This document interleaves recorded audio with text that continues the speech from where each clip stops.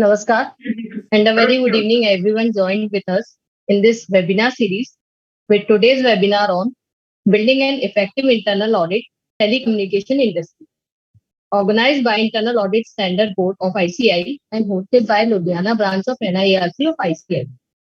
I, Surbhi Jain, moderating this webinar, a practicing chartered accountant since more than 7 years in Gwalior, Madhya Pradesh, having my core practice in corporate laws and related advisory services. I extend a very warm welcome to each one of you present with us and thank you all for devoting your precious time. Now, I would like to request CA Vasu Agarwal, Vice Chairman, Ludhiana branch of NIRC of ICI, to continue with their opening remarks and start the event. Over to you, sir. Thank you, Surbhi. So, good evening, friends. Myself, CA Vasu Agarwal, the Vice Chairman of the Ludhiana branch of NIRC of ICI. I know you guys must not be expecting me. CA Vikas Patra had to be here, but he's absent due to some personal commitments. So I'll be giving the opening remarks. So dear friends, colleagues, and the esteemed speakers of this panel, it is my humble opportunity and also privilege to be able to give the opening remarks of this wonderful session of building an effective internal audit in the telecom industry. I thank the Internal Audit Standard Board, the Chairman CA Charanjot Singh Nandaji and the Vice Chairman of the Board CA Gyan Chandra Mishra ji in his absentia. And also my Chairman CA Vikas Patra ji for giving me the opportunity to speak on the same. And as we all know that internal audit is a core pillar of the financial reporting process for us chartered accountants. And due to the advent of technology, the process of internal audit has changed from just a vouching and tracing process to a proper analytical and a big data flow analytics process, which needs to be studied, adapted, and updated by every chartered accountant who is a part of this profession, specifically in the internal audit line. And he also needs to keep updated himself about of the new tools and technologies available at his disposal. Now, coming to the telecommunication industries, again, it is a pillar of a nation in the whole development process of the nation, because it is a very proud thing for us to say that the main telecom industries of India are not only the largest, but also the best and are ranked among the best in the world.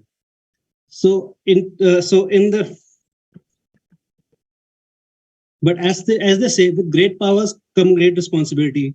We as internal auditors of this telecom industry need to be more updated, need to know more techniques, and I don't believe there is a panel better than this to guide us for this than the panel present over here, CA Gautam Pense ji, CA Sarabjit Singh ji, and CA Sanjay Mathur ji.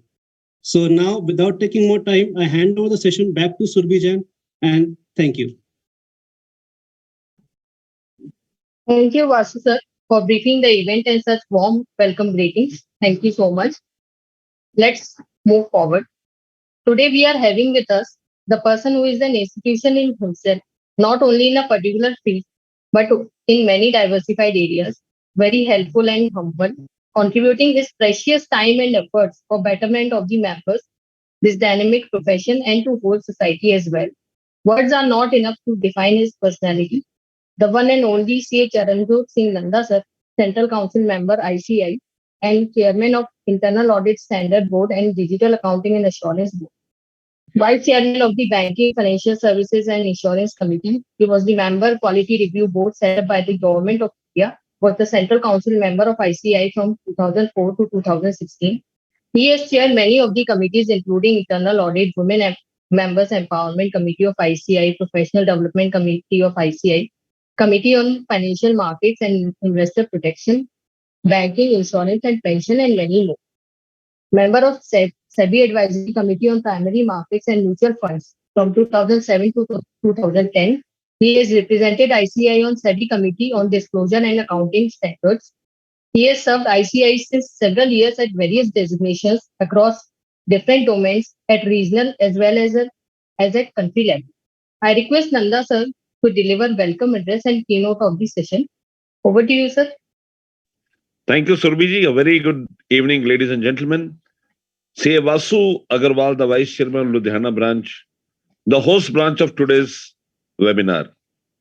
Shri Gautam Pense, Shri Sanjay Mathur, Shri Sarabjit Singh, three of the revered speakers who would ensure that the entire gathering go back home more enlightened.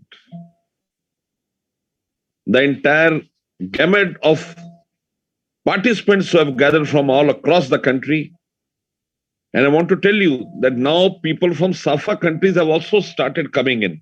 I happen to be the IT committee chairman of SAFA, 9 countries. And those people step in very often. They're very keen to have the technical impetus which India imparts. So, ladies and gentlemen, I am truly honored to be giving the keynote address of today's session on building an effective internal audit telecom industry. Telecom industry is the backbone of India's economy. Internal audit essentially is a management function wherein the internal auditor reports either to the audit committee or to the board of directors. But essentially, the basic crux is to create an environment wherever changing situations are brought before the board so that they are able to take effective decisions. Ladies and gentlemen, today's topic, the first topic is auditing a telco, things that matter, which is taken by CA Gautam Pense, who is Executive Vice President Internal Audit of Vodafone Idea Limited. You are aware that now Vodafone Idea has a great impetus with respect to government coming with a very favorable decision, and Vodafone Idea's share locked on the upper circuit. The second speaker of the day is none other than my very dear friend, C.S. Sarabjit Singh. He would speak on challenges with large data auditing ways for internal auditors. Mr. Sarabjit Singh is the Senior Vice President, Internal Audit and Assurance of Indus Towers Limited. God knows, Indus Tower is also creating newer heights on the bourses. Since the market has turned, I am seeing Indus Power gaining ground day by day. So God is kind. Maybe our seminar also has something to do with it. The third speaker of the day, again my very dear friend, CMA Sanjay K. Mathur. He would speak on synergies amongst various governance streams with internal audit. Mr. Mathur is Vice President and Head Governance, Risk and Compliance, Tata Communications. So, ladies and gentlemen, what I want to put forth before you at this level is that technology coupled with your instinct to perform has given a breeding ground for internal audit. I remember earlier internal audit was in its initial stage, in its nascent stage. But over the years, internal audit particularly has gained ground for all professionals. I'm reminded a couplet which says, "Dete na the jo jawab, unke salam aane lage.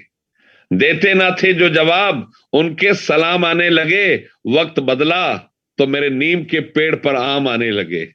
So, ladies and gentlemen, internal audit is gaining ground day by day. I was in the international conference in Chicago. So I could see the indulgence of members all across, and more importantly, regulators. I could see 50% of the participants who were regulators, which were sent by the respective governments to ensure that all the people who are concerned with internal audit are largely in sync with the best practices adopted across the globe. I would like to tell you one great thing. Even I had a meeting with the SEBI chairman, Mrs. Madhuri Buch. Now, Mrs. Madhuri Buch brought out a very good thing. She said, "Mr. Nanda, I want that digital assurance be taken at the highest level.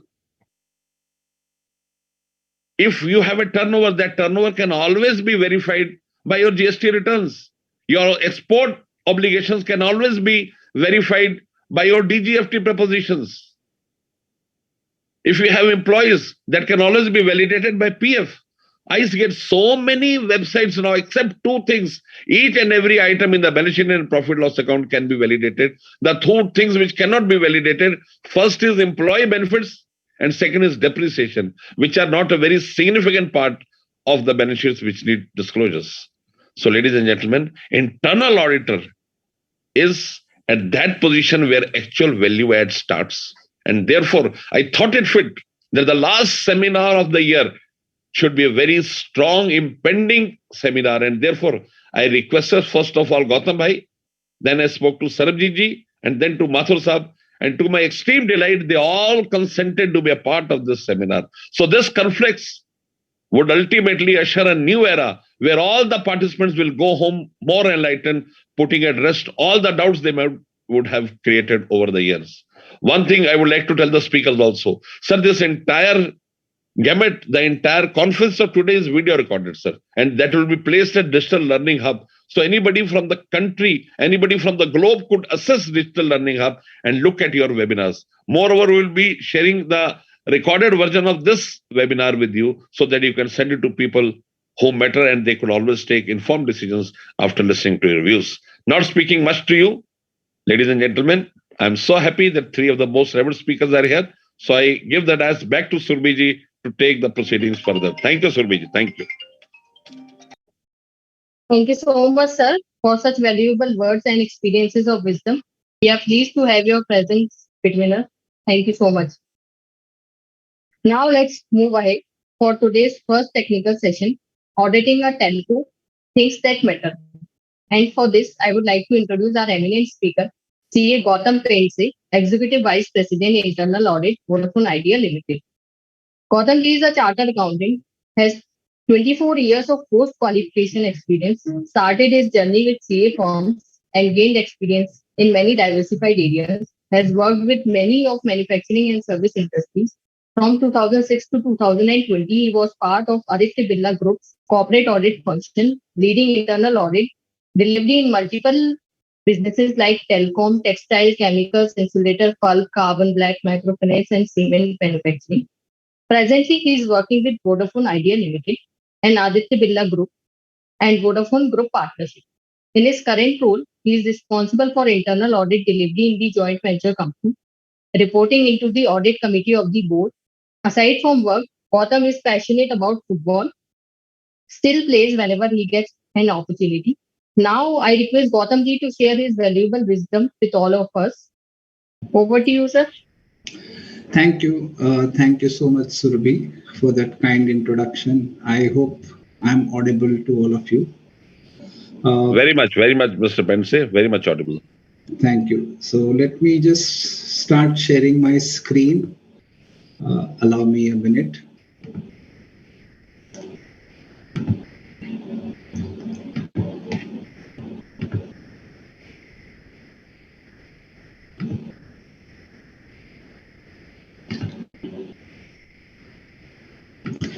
Yeah, if someone can confirm if they can see my slide.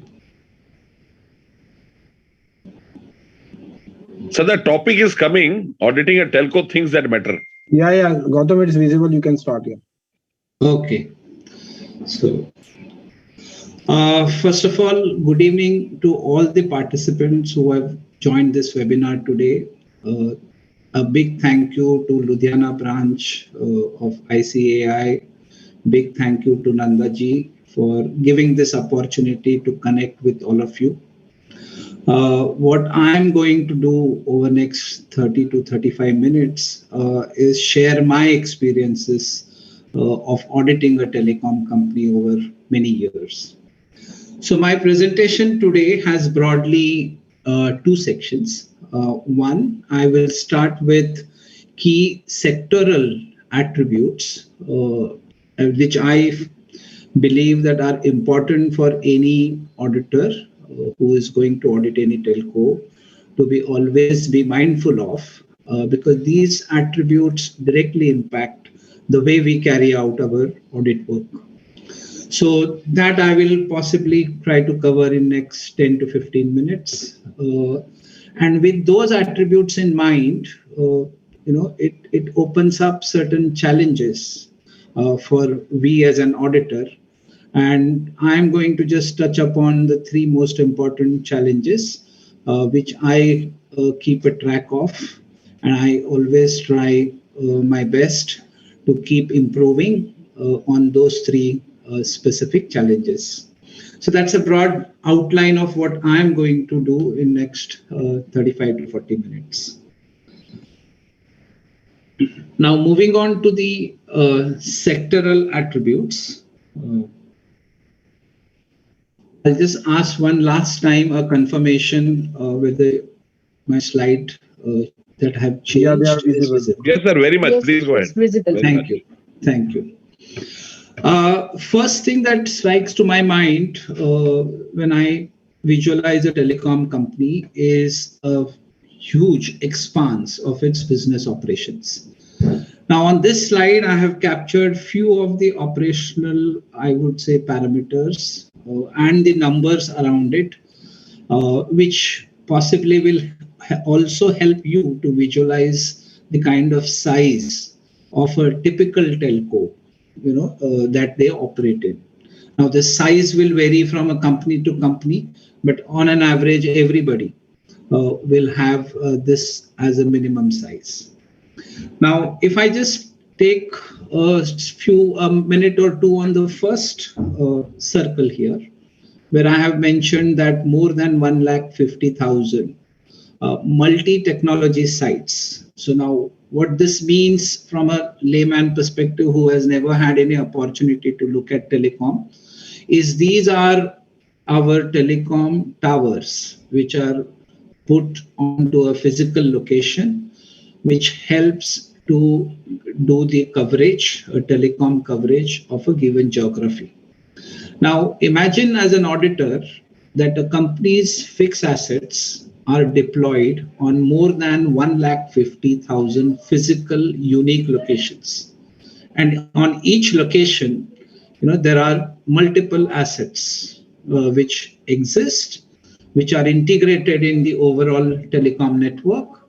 And as an auditor, if I just question myself, how do I get a comfort that all these equipment which have been deployed, integrated in my network, do they really exist on ground, consistently over a period of time? Has there been any theft around those equipment? How do I come to know about it? So, as an auditor, how do I draw my comfort on the existence of fixed assets? It's a big question mark, because you can also visualize at the same time doing a physical verification by sending people to more than 150,000 physical locations across the country may not be a practical solution. I'm not getting into the solution part or how one should audit about this, but I'm just putting this perspective so that there can be a little bit of visualization. Now, second circle I will talk about for a minute is on IT applications. Now, telecom as a company or as a sector, there is no tangible outcome like any other, manufacturing businesses. All that we have is an air, a set of radio waves. We package that air as tariff plans. We sell it to customers. People use our network, those radio waves.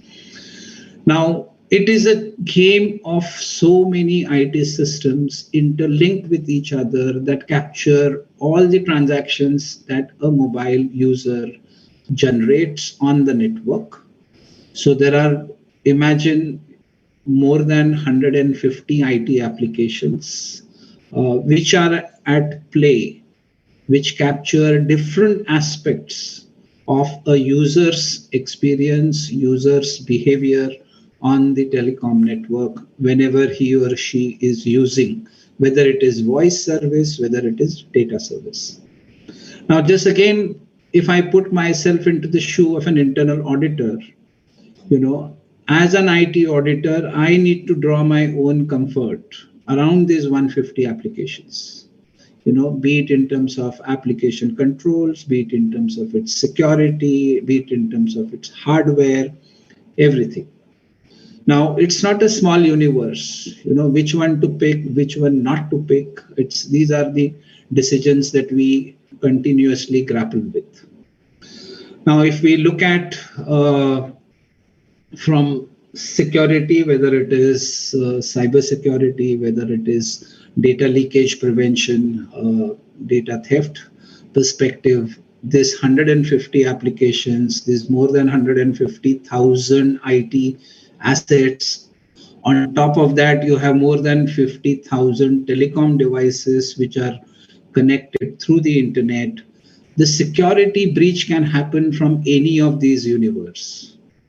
And hence IT becomes a very crucial from not only from the operation standpoint, but also from the internal audit standpoint. Now, if we look at another two numbers, you may have about 8 to 10,000 people as employees working in, but you have at least 3x of manpower, which is more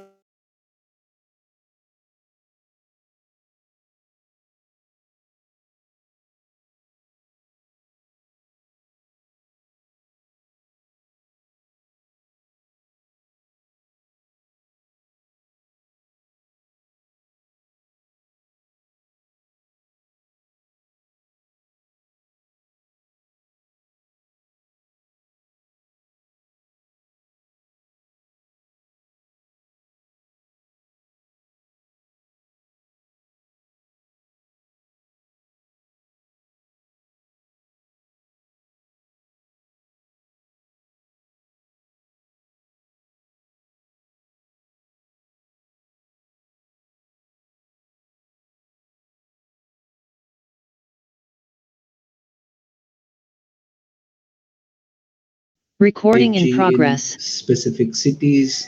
They have announced their plans for the pan-India rollout. While we are just rolling out 5G, world is already sitting on a table to draw standards for 6G. So any of these telecom technology you can possibly imagine has a very short shelf life. Not even like 3G. We had 3G auctions in 2010. We are now in 2022. In a span of 2 years, there is a 3G to 4G, 4G to 5G. So not more than 4 to 5 years, one particular technology lasts. So which means everything that is dependent on that technology in terms of devices, applications, everything changes. Now, when the core technology changes, naturally my product offerings changes, my services that I offer to my customer changes. The structure in which the organization function, that undergoes a change. So everything is constantly changing. So we as an auditor have to be always be mindful, that nothing is constant, everything is going to change. So even if I'm auditing a particular area 2 years down the line, I must make sure that what changes have happened from the time that I last audited this area to now. If we do not have that understanding, then we are going on a wrong track. Third attribute I have already briefed about, or rather talked about, is technology. Technology is a backbone of telecom, whether it is on telecom side or whether it is on IT side. Everything is about technology. Now, earlier we had, on-premise as a technology model, but that is also now changing with the advent and the progress of cloud technology. So many of our core telecom, even the equipment which we earlier used to house in our own premises, are now gradually moving on cloud. So virtualization is becoming a norm, and so are the skill sets which are required for internal auditors to understand this change which the technology is bringing in. The next attribute, which is important from audit perspective, are the strategic partnerships. All telcos they are entering into strategic partnerships to give a better customer experience, better value to the customers for the money that they receive. Now, some of the examples could be my managed services contracts. Such a huge network of telecom, it may not be possible for the company's own staff to manage it. So you enter into a strategic partnership for the managed services with somebody else who is more expert in managing all of that.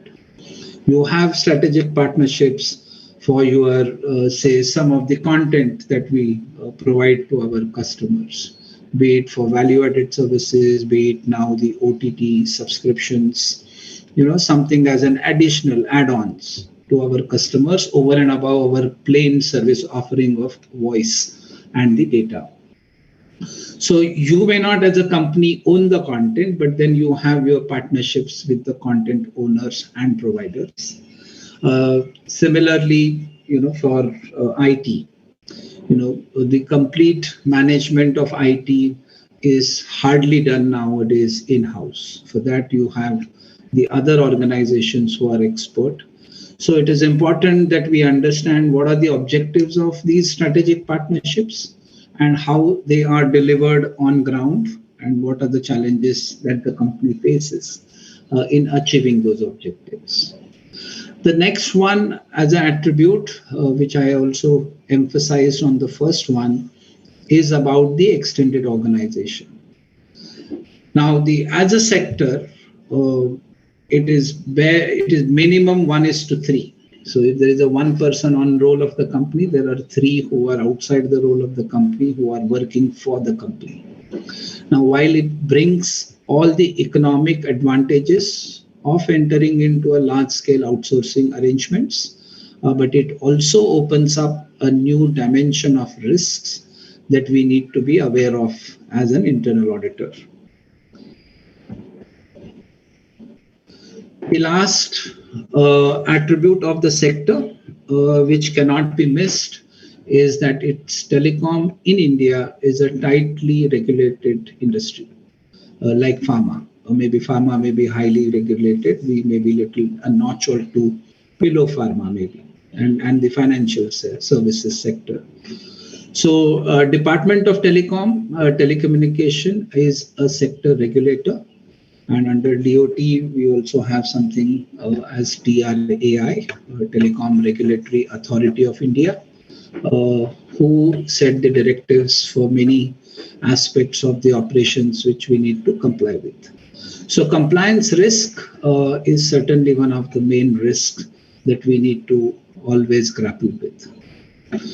Now, to take a pause and just to re-articulate the attributes that I touched upon, we started with a very vast operations universe that we need to be mindful of. Frequent changes which keep happening in the way the telecom sector works, be it in terms of technology, products and services offerings, the ways of working, etc., etc. Technology being at the core, because there is no tangible product, everything is intangible. Strategic partnerships to achieve larger business objectives and creating a win-win proposition to the end customers. Extended organization, again, so that the main organization can focus on its core role, core objectives, and derive synergies, benefits of cost optimization, etc. And lastly, the regulations. Now, all these attributes have a bearing on what we do as auditors, and it also poses challenges to auditors like you and me. And these are the things that I'm going to cover in my next few slides. And I'm going to touch upon only the three key challenges that I am focusing, rather I always focus on. So let's look at them one by one. Now, the first challenge as an auditor for a telco, given the context that we have understood, is how do I give a meaningful assurance on that complete landscape of the telecom operations. Now, since it's very vast and the expectations that our stakeholders, primarily the audit committee of the board and the senior management, that they have from us, and these expectations are increasing day by day. How we as an auditors, or how as an audit team, whether it is in-house or a completely outsourced arrangement, whatever the way a particular company is working in, but how do we provide that meaningful assurance? Can our traditional ways of auditing will help us achieve this objective? Let's look at some of the attributes of our own work that impact giving of that meaningful assurance. I'll start with the first foundational one, and these are absolutely the fundamentals of internal auditing. But I firmly believe that if we have strong fundamentals, no matter which sector, which company, how complicated are the business environment, we increase our chances of to be relevant, to add value, all that we keep striving for. So, from audit planning perspective, when a universe is vast, obviously, we have to be really focused as to how do we go about doing our audit plan. Now, we can't be auditing everything because we will not have a bandwidth, we will not have the resources to audit everything. So, we have to really pick the most critical aspects. And then, commonly, as everywhere, the principles are used, it is risk based internal auditing. So, in my planning, have I, sorry, I think just a minute. Slide plan hyperlink is not working. Yeah. So in planning, the approach to planning becomes very critical. From where are we gathering the inputs? Are we talking to people in the business? Are we reaching out to all the right stakeholders, collecting their feedback? Are we independently applying our mind? Are we reflecting on our past work that we have done? Are we in sync with the industry journals, industry surveys, about what are the others talking about and which direction the industry is heading, what kind of risks it is likely to face. There are many consulting firms who keep publishing every year these reports. So obviously, are we referring and looking at all of them to decide things that really matter to us for including them into our audit plan? Now, some of the templates that I use, this is one of the template, I'm just showing it to all of you, is a template that I use to collect my stakeholder feedback about their perception of, what are the key risks that they believe their function, their geography is currently facing. So this is collated at a company-wide level and then prioritized. Risk assessment that we follow through based on the collation of feedback. So this is a template that we use. Basically, at each process level, we identify the key risks, examples of those key risks, then we put in our assessment of how good or bad is a state of control that are embedded into processes or systems to manage that risk. Is it good, bad? We capture that, and then we do a assessment on various parameters of impact.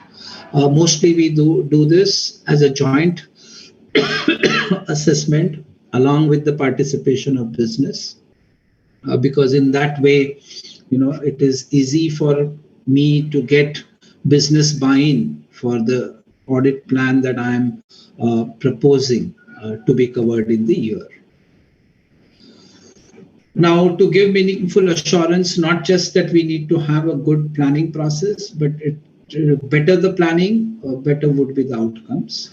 But to support a well-planned, exercise, the execution also has to be done in a very smart way. So analytics has its own role to play. I would say a big role to play.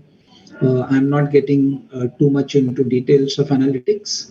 But gone are the days, especially in telecom, where we can do a sample-based verification and draw our own conclusions whether the controls are working, not working, because that for me may not help much in giving that meaningful assurance. Now, third aspect that we can possibly do is about integrated audits, looking at multiple things in one go rather than looking at things in silos, because the insights from doing an integrated audit, whether you integrate first line, second line, both together in a given area of business, or you are doing, IT plus non-IT controls for a particular area of audit, there can be multiple ways in which integrated audits can happen. But when we do this and the outcomes are presented, they generally are very well received.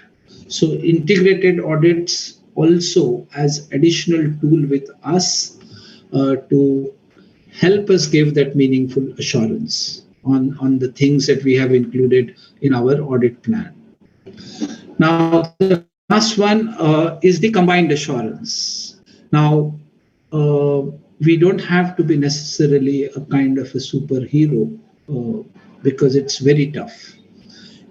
So the best way is, how do we join hands? How do we collaborate with other assurance providers that exist within the organization?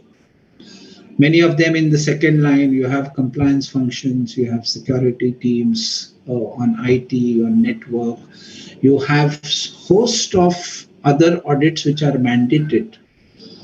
Now, whether it is secretarial audit coming, cost audit, or in telecom, there is a regulator's mandate for billing and metering audit. Again, all of these are done by external agencies. But as an internal auditor, we must understand what they are doing, how they are doing, in how much depth are they going, and then accordingly draw our own comfort as to, is there any point in repeating what is already being done by others, because essentially all of them are providing assurance. So how do we combine, how do we collaborate so that we focus on things which are really critical, and some of the things which are already being talked about, verified by others, then what's the point of repeating that? So these four as the strategies that I continuously try to think through. How do we leverage it? How do we improve ourselves on each one of them, so that in our journey to provide that meaningful assurance, we keep improving year after year? So this is the first challenge. The second one is, how do we keep pace with the business? Now, since the business is changing rapidly, year after year, its technology changes, service offering changes. I think the first thing that we need to reflect upon, that does our team have the skill sets to understand that changing business? So certainly in telecom, if the in-house team has, say, for example, composition which is highly skewed in terms of team members with finance background, then that may be very inadequate, because in that way we will only be able to possibly look at the financial processes or financial reporting related processes. But what about the other core operations, which has largely predominant technology flavor? Do I have team members who understand how that technology works? So which means I need to have a multi-dimensional, multidisciplinary team members who come with a very different backgrounds in terms of their professional knowledge, in terms of their work experiences as well. Now, in my team, I have 50% currently team members who have come from operations, working in different functions, but in audit for last 3 to 4 years. In terms of CAs, we are only three out of a team of nine. We are only three chartered accountants. Rest all are engineers because it is required. Now, second aspect to keep in pace with business, which can never be, no matter whatever emphasis I put on it, will always fall short, is training. How do we keep ourselves educated about what is happening in business? So if there are any informal settings within the audit teams about the trainings. I think it's highly time that we make it very formal. We engage with business teams at a very, very regular periodicity. We call people from different functions, ask them to take us through what is happening, what is changing in the short addresses of maybe at times an hour, at times 2 hours. Sometimes we do it as a 3 day program where we call different function people within each hour slot, touching upon multiple aspects of business. This is over and above what training that audit team goes through in their core area of how to improve our audit skills, soft skills, etc. But these trainings I'm only talking about is from the perspective of increasing our business understanding. Now, what is the other way in which we can keep pace with the business is participate in business projects. We are in audit. We have a view of multiple functions, multiple processes, multiple systems. And I think no other team in the organization may have this kind of visibility on the operations of a company. So why not make the best use of it? I think we should volunteer to management where we can participate in business projects. Now, it has two advantages, and I have been doing this regularly for the last many years. Uh, Now, the biggest advantage is we understand the nuances of how the business works when we work in the business project. Now, the project can be as simple as putting in place SOPs for any particular area of business where there is nothing existing in a formal way. Now, so if we highlight the finding, at times it makes sense to volunteer and help them to document the SOPs. It can be a project like implementation of any system or an application where we can participate to bring our thinking about controls, our thinking about risks that can come in the way. So it's always good to be working shoulder to shoulder.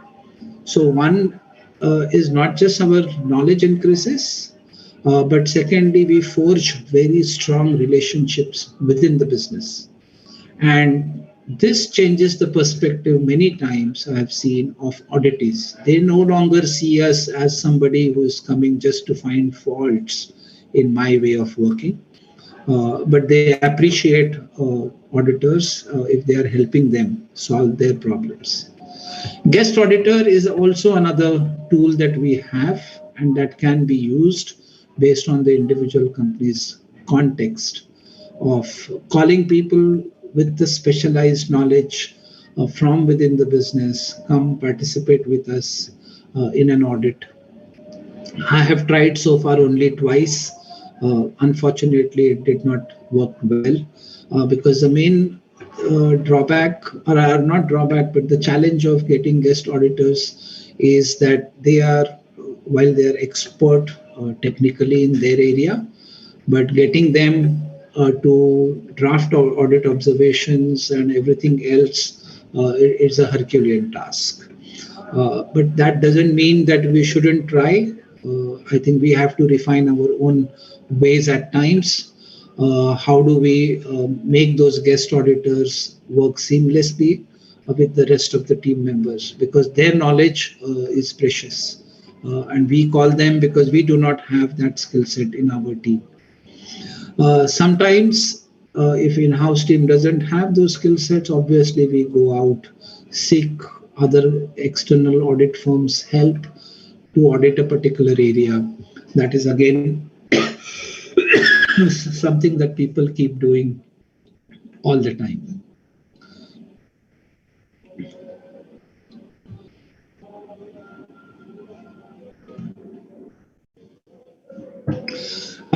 The last challenge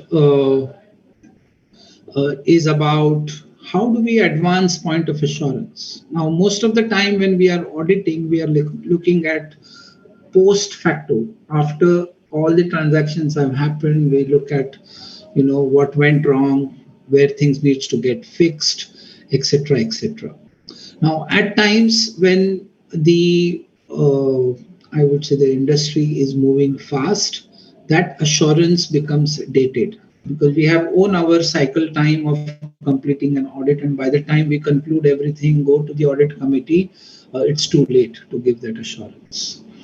Now, as an auditor, I try to keep consciously thinking about different ways in which we can advance the point of assurance. Can we move closer to the point in time when a transaction is happening? Can we give an assurance very close to that point in time rather than looking at that transaction after 6 months, after a year?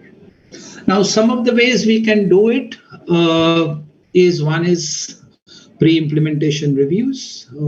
Many times the IT systems get implemented, applications get implemented.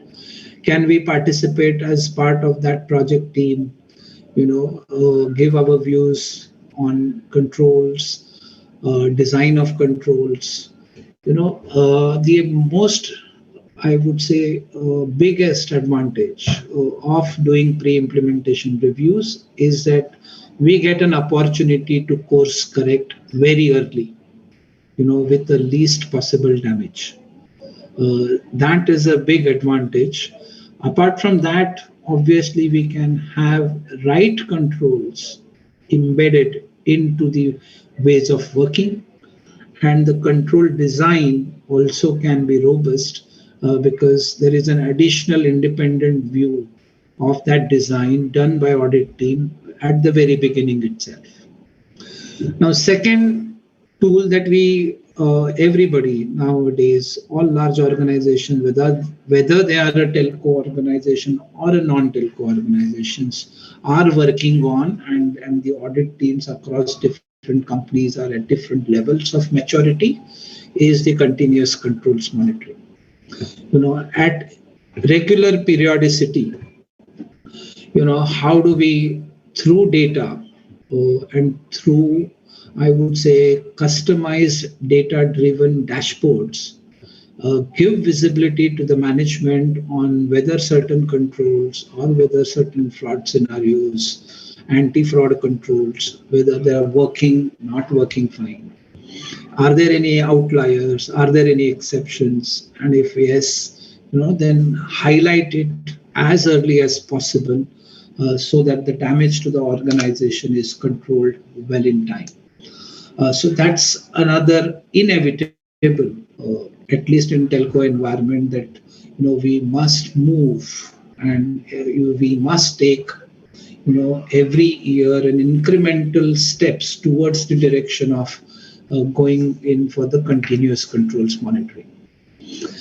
Another thing that we can possibly do is strengthen our second line of defense. Now, few of the examples I can possibly talk about is, our compliance teams, when they have the compliance monitoring tool in place, revenue assurance teams regularly looking at, different checks and balances, because they look at it at a much, much higher frequency than an audit team. So if certain places, if things are slipping, they can highlight it at a much earlier than when an auditor will otherwise highlight it. On the IT side, data security becomes a very critical risk. So all these DLP, data leakage prevention tools, which are deployed, the controls embedded into them, that help to prevent a lot of unpleasant, I would say, situations which otherwise would trigger reputational damage for the company. So we have to consciously work along with the second line to strengthen their own monitoring mechanisms so that we together can advance that point of assurance from the management standpoint. Another area also could be where we consciously focus on increasing the percentage of automated controls in my entire controls universe. Because automated controls, since they are driven by systems, there are lesser chances of slippages on account of human factors. And all system-based controls, when we have a even good monitoring on the administrative logs, whether anybody has done any unauthorized changes, all transactions will follow a defined route, and that's the guarantee that the system controls give us, that the deviations will not happen, and that gives us a much better comfort from assurance standpoint. Obviously to the management, obviously to as an auditor also, we draw our own comfort that yes, automated controls are always better than a manually exercised controls. So these are some of the ways in which we can possibly think of advancing that point of assurance. There could be many other ways also, but if each one of us, we keep trying, how can we do that, because it is very essential. We can't be giving assurance at a much later point in time when it will lose its significance. So that again, to sum up, the three main challenges we talked about, what can we do to provide that meaningful assurance? What are the different techniques, tools which are available at the disposal of internal auditor? Second is about keeping pace with the business, different things again that we can do. And every context could be unique. So, but then fundamentally these things can be exercised, maybe with little bit of tweaking here and there. Lastly, advancing the point of assurance. So these are the three things that I continuously grapple with to improve my own performance, my team's performance. Wherever we have a co-sourcing partners, they are part of our team. Together we try, how can we better tackle these challenges? How can we convert them into opportunities so that overall, from a company point of view, we can add that value to the organization. We can justify our existence. We can go back and prove our relevance to the organization as an audit team. And with that, I take a stop because that was my last slide of the presentation. I thank you for your patience. And in case there are any questions, I don't know whether I can take it now because there are still 5 minutes out of the allotted time. But not at the end of all sessions. I'm still available. With that, I'm stopping my screen sharing. And back to you, Surbhi. Thank you so much, sir, for sharing your perception and experience with all of us. Thank you. So we are taking questions later on after having all our speakers with us. So now let's move forward for our today's second technical session. Very interesting subject. Challenges with large data auditing based for internal auditors. And for this, we are having with us our eminent speaker, C.A. Sarabjit Singh sir, Vice President, Internal Audit and Assurance, Indus Towers Limited. He is having more than 20 years of vast experience in managing all these aspects of risk management, auditing, cybersecurity, fraud investigations, and management assurance. Experience with global organizations and Big Four consulting firms in managing large-scale results-oriented businesses and part of surpassing the growth targets. Without taking much of time, I request Sarabjit sir to share his views and perception with all of us. Over to you, sir. So I hope I'm audible and screen is visible. Absolutely, sir. Okay. Good evening, participant, and thank you, Nandaji and IS board for giving us this opportunity and sharing our views. I think Gautam has set up a very, very good platform in giving the perspective of how vast the telecom operations are and what kind of assurances which management is looking for. Can we wait for the end for internal auditor to come and tell to the management that something has gone wrong, or considering the volume and veracity of business we have, is management asking us to do the continuous control monitoring and tell them on real-time basis? I think that's a fundamental question which we have on telecom side of the business. Also, Mr. Nanda, in his opening statement, mentioned about what regulators are expecting from us. The digital assurance with SEBI and another assurance which the new law of data prevention which is coming up is asking from us. There are the changing ask from the board of directors where they are asking to get them aware of what is happening much in advance than telling them when the things have happened. So the complete role and framework of how the internal auditors work has changed drastically over a period of time. We are talking about telecommunication today, but I will leave these thoughts with you that this is applicable for all other large businesses which are on marketplaces, like we have Amazon, we have Flipkart, and we have other businesses. We have technology, we have telecommunication. So all the large scale businesses, whatever we speak today will be applicable. I think the expectation from internal audit function has changed drastically from the erstwhile objective assurance giving role to a value addition role is a change which has happened. From the traditional defensive risk management framework to a forward-looking stance-based framework, which is more built up on strategic resilience, is what internal auditors are supposed to work on. Management today need enhanced assurance on 100% data validation. They want real-time exception report so that they can take the timely actions. They expect the internal auditor to come back and tell the red flags and the newer risk on much more ahead of time. And they want very, very effective and frequent reporting today. If you take the telecommunication example, which Gautam was talking about, there are millions and zillions of customers which are using the phone calls today.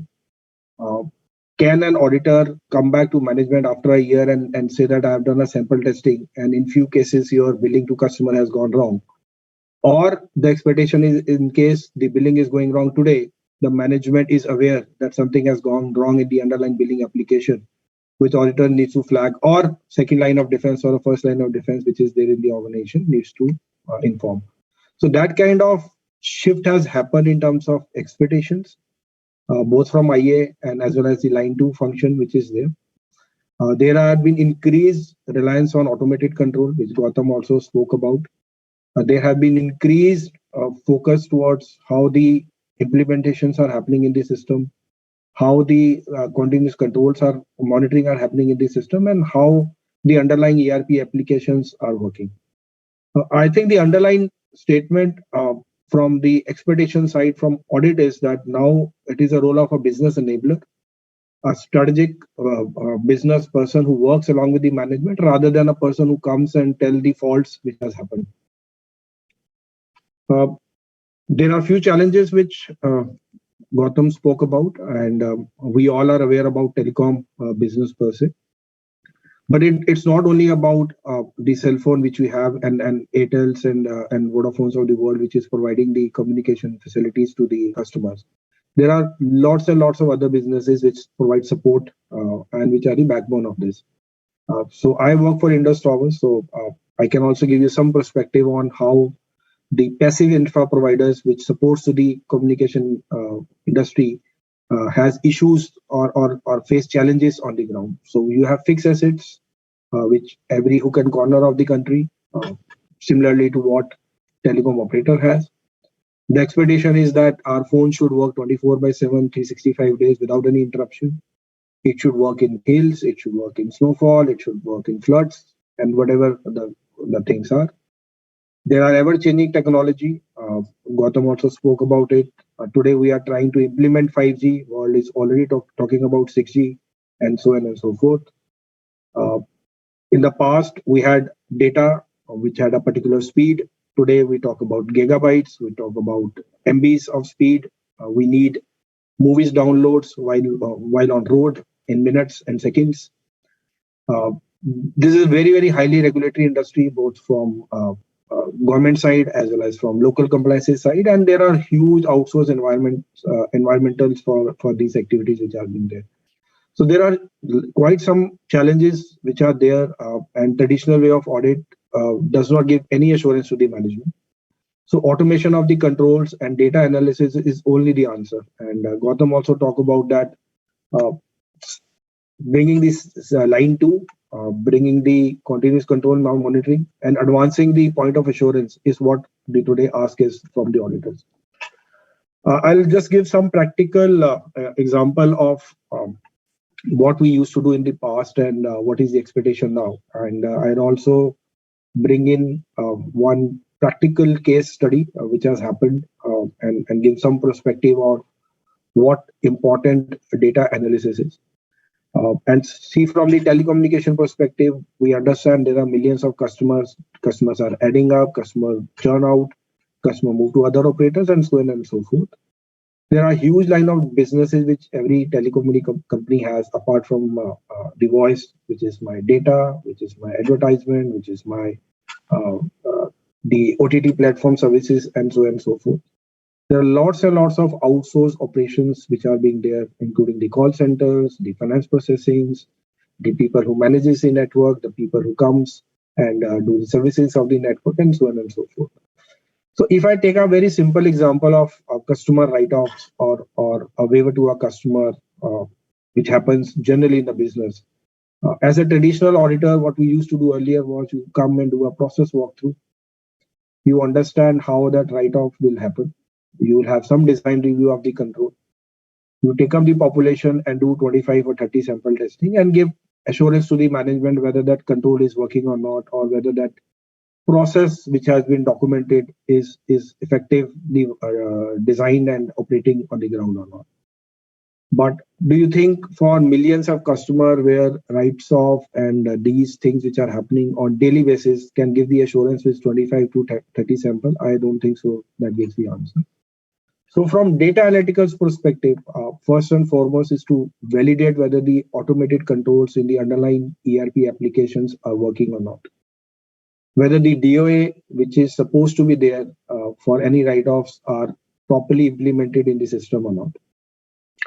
The people who have rights of reviewing what customer base is, what can be written off is to the right persons.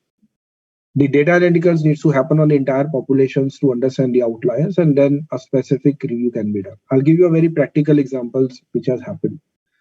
So there was a review which was being done, picking up entire population of write-offs. And then basis certain parameters, it was turned out that what are the high volume write-offs which are happened to a particular customer. And we came back with a stance saying that there are 10 to 12 customers where the write-off which has happened is more than 1 lakh a month or 2 lakh a month. Those specific samples were picked up and a detailed analysis was done. When we started doing that analysis, it came to our notice that one, the automated control in the system where you cannot write off more than 100 rupees or 200 rupees was not working. And the functionality was available with a call center executive to write off from the date of inception where the customer came on board. So let's assume that customer was there with the operator from last 10 years and he was paying 500 rupees per month or 1,000 rupees per month. The functionality was available in the system to write off everything what he has paid. That control was somehow not working in the system. And one of the call center executives start writing off by colluding with the customer and start writing it off and taking the money back from the customer as well. So when you do this data analysis, or when we did it, we came across that 5 or 10 cases. One case was identified. That then case was taken up to the management in terms of why the automated controls was not working, why the DOA was not working, why the review within the line 2 was not working, and then you were able to identify the gaps. When it was further drilled down to understand how these call centers was working and what kind of background checks was happening, so we also came across cases where the background validation of these people who are taken on board from call center perspective was not there from process.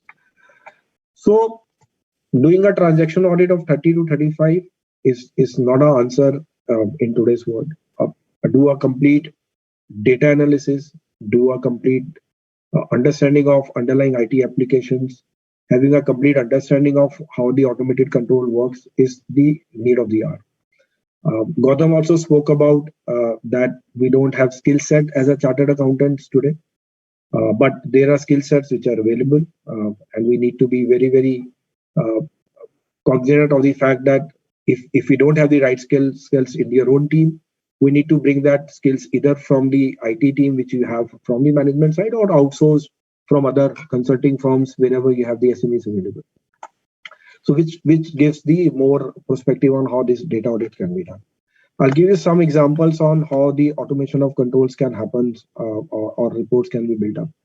So generally, once you do the audit, you have a set internal audit plan for the organization.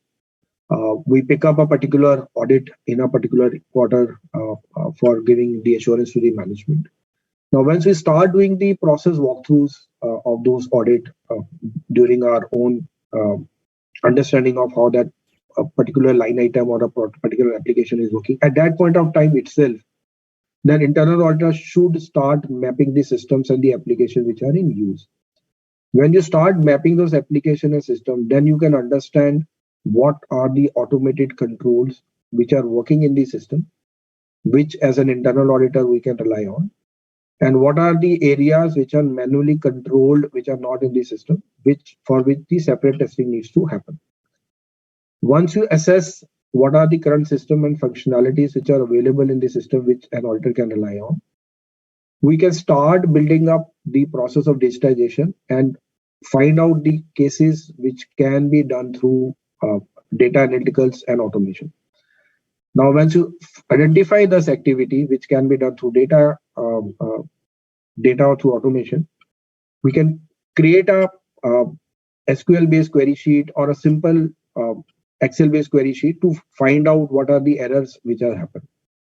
Now, once those queries which have been created either on an SQL query sheet or in an Excel sheet, that can be again used to create a bot or an AI solution. I'm not going into technology on how it can be done, but that can be handed over to your IT team to create that as a AI solution or a bot, which again can give the assurance back on real-time basis to the management.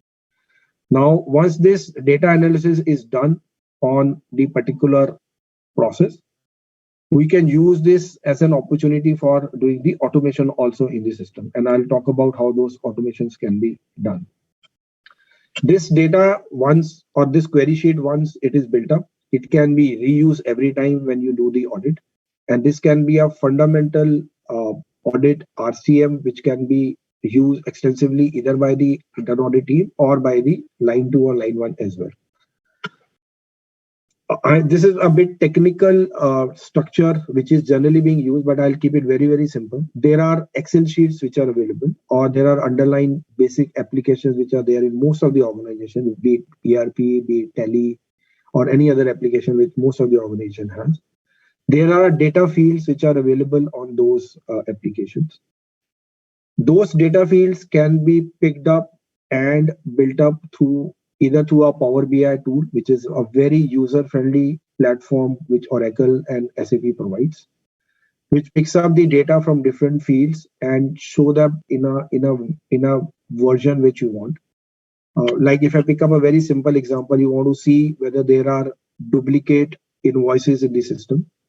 Traditionally, we will pick up entire population, we'll put that in the Excel sheet, we'll put up certain queries in terms of duplication and then bring out the analysis and then start doing the audit in terms of removing the false positive from the population, and then whatever is left out, we do the audit. That's the earlier ways of doing the perspective. And it used to happen whenever you pick up the purchase audit or a payment audit on annual basis. That perspective now has completely changed. Those duplicate invoice validation, which we used to do the Excel sheet, that can be built up under a Power BI or a bot platform, which every day in the evening will review all those scenarios in all the invoices which were booked on that day, picking up the population for entire year, 2 year, 3 year, whatever you want to fix it up. It will analyze the duplicate invoices which are there in the system for that particular day which we have processed. Next day morning, an automated email can flow back to the function saying that these are the cases which have been processed yesterday, which have a potential duplicate as an invoice. Now, those on real-time basis are available with the function. They can choose to review those particular cases on daily basis and remove the duplicate invoices, if any, before making any payment.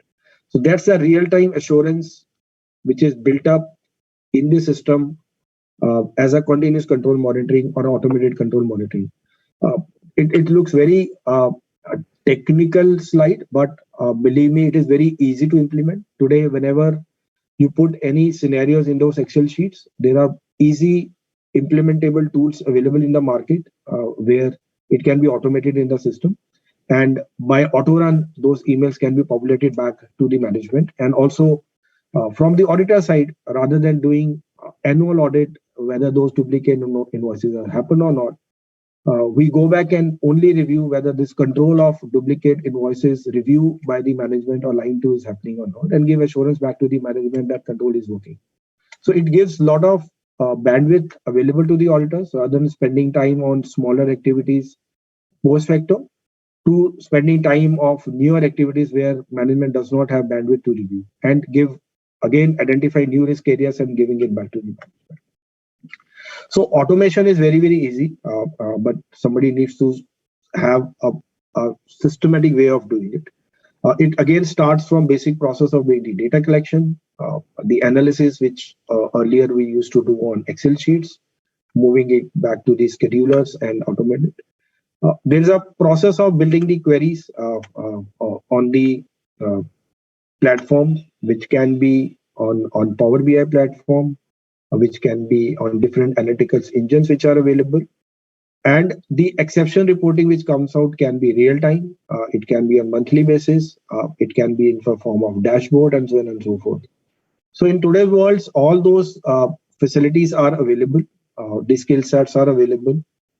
And the expectation of the management where it wants 100% assurance can only be done through this data analysis and automation.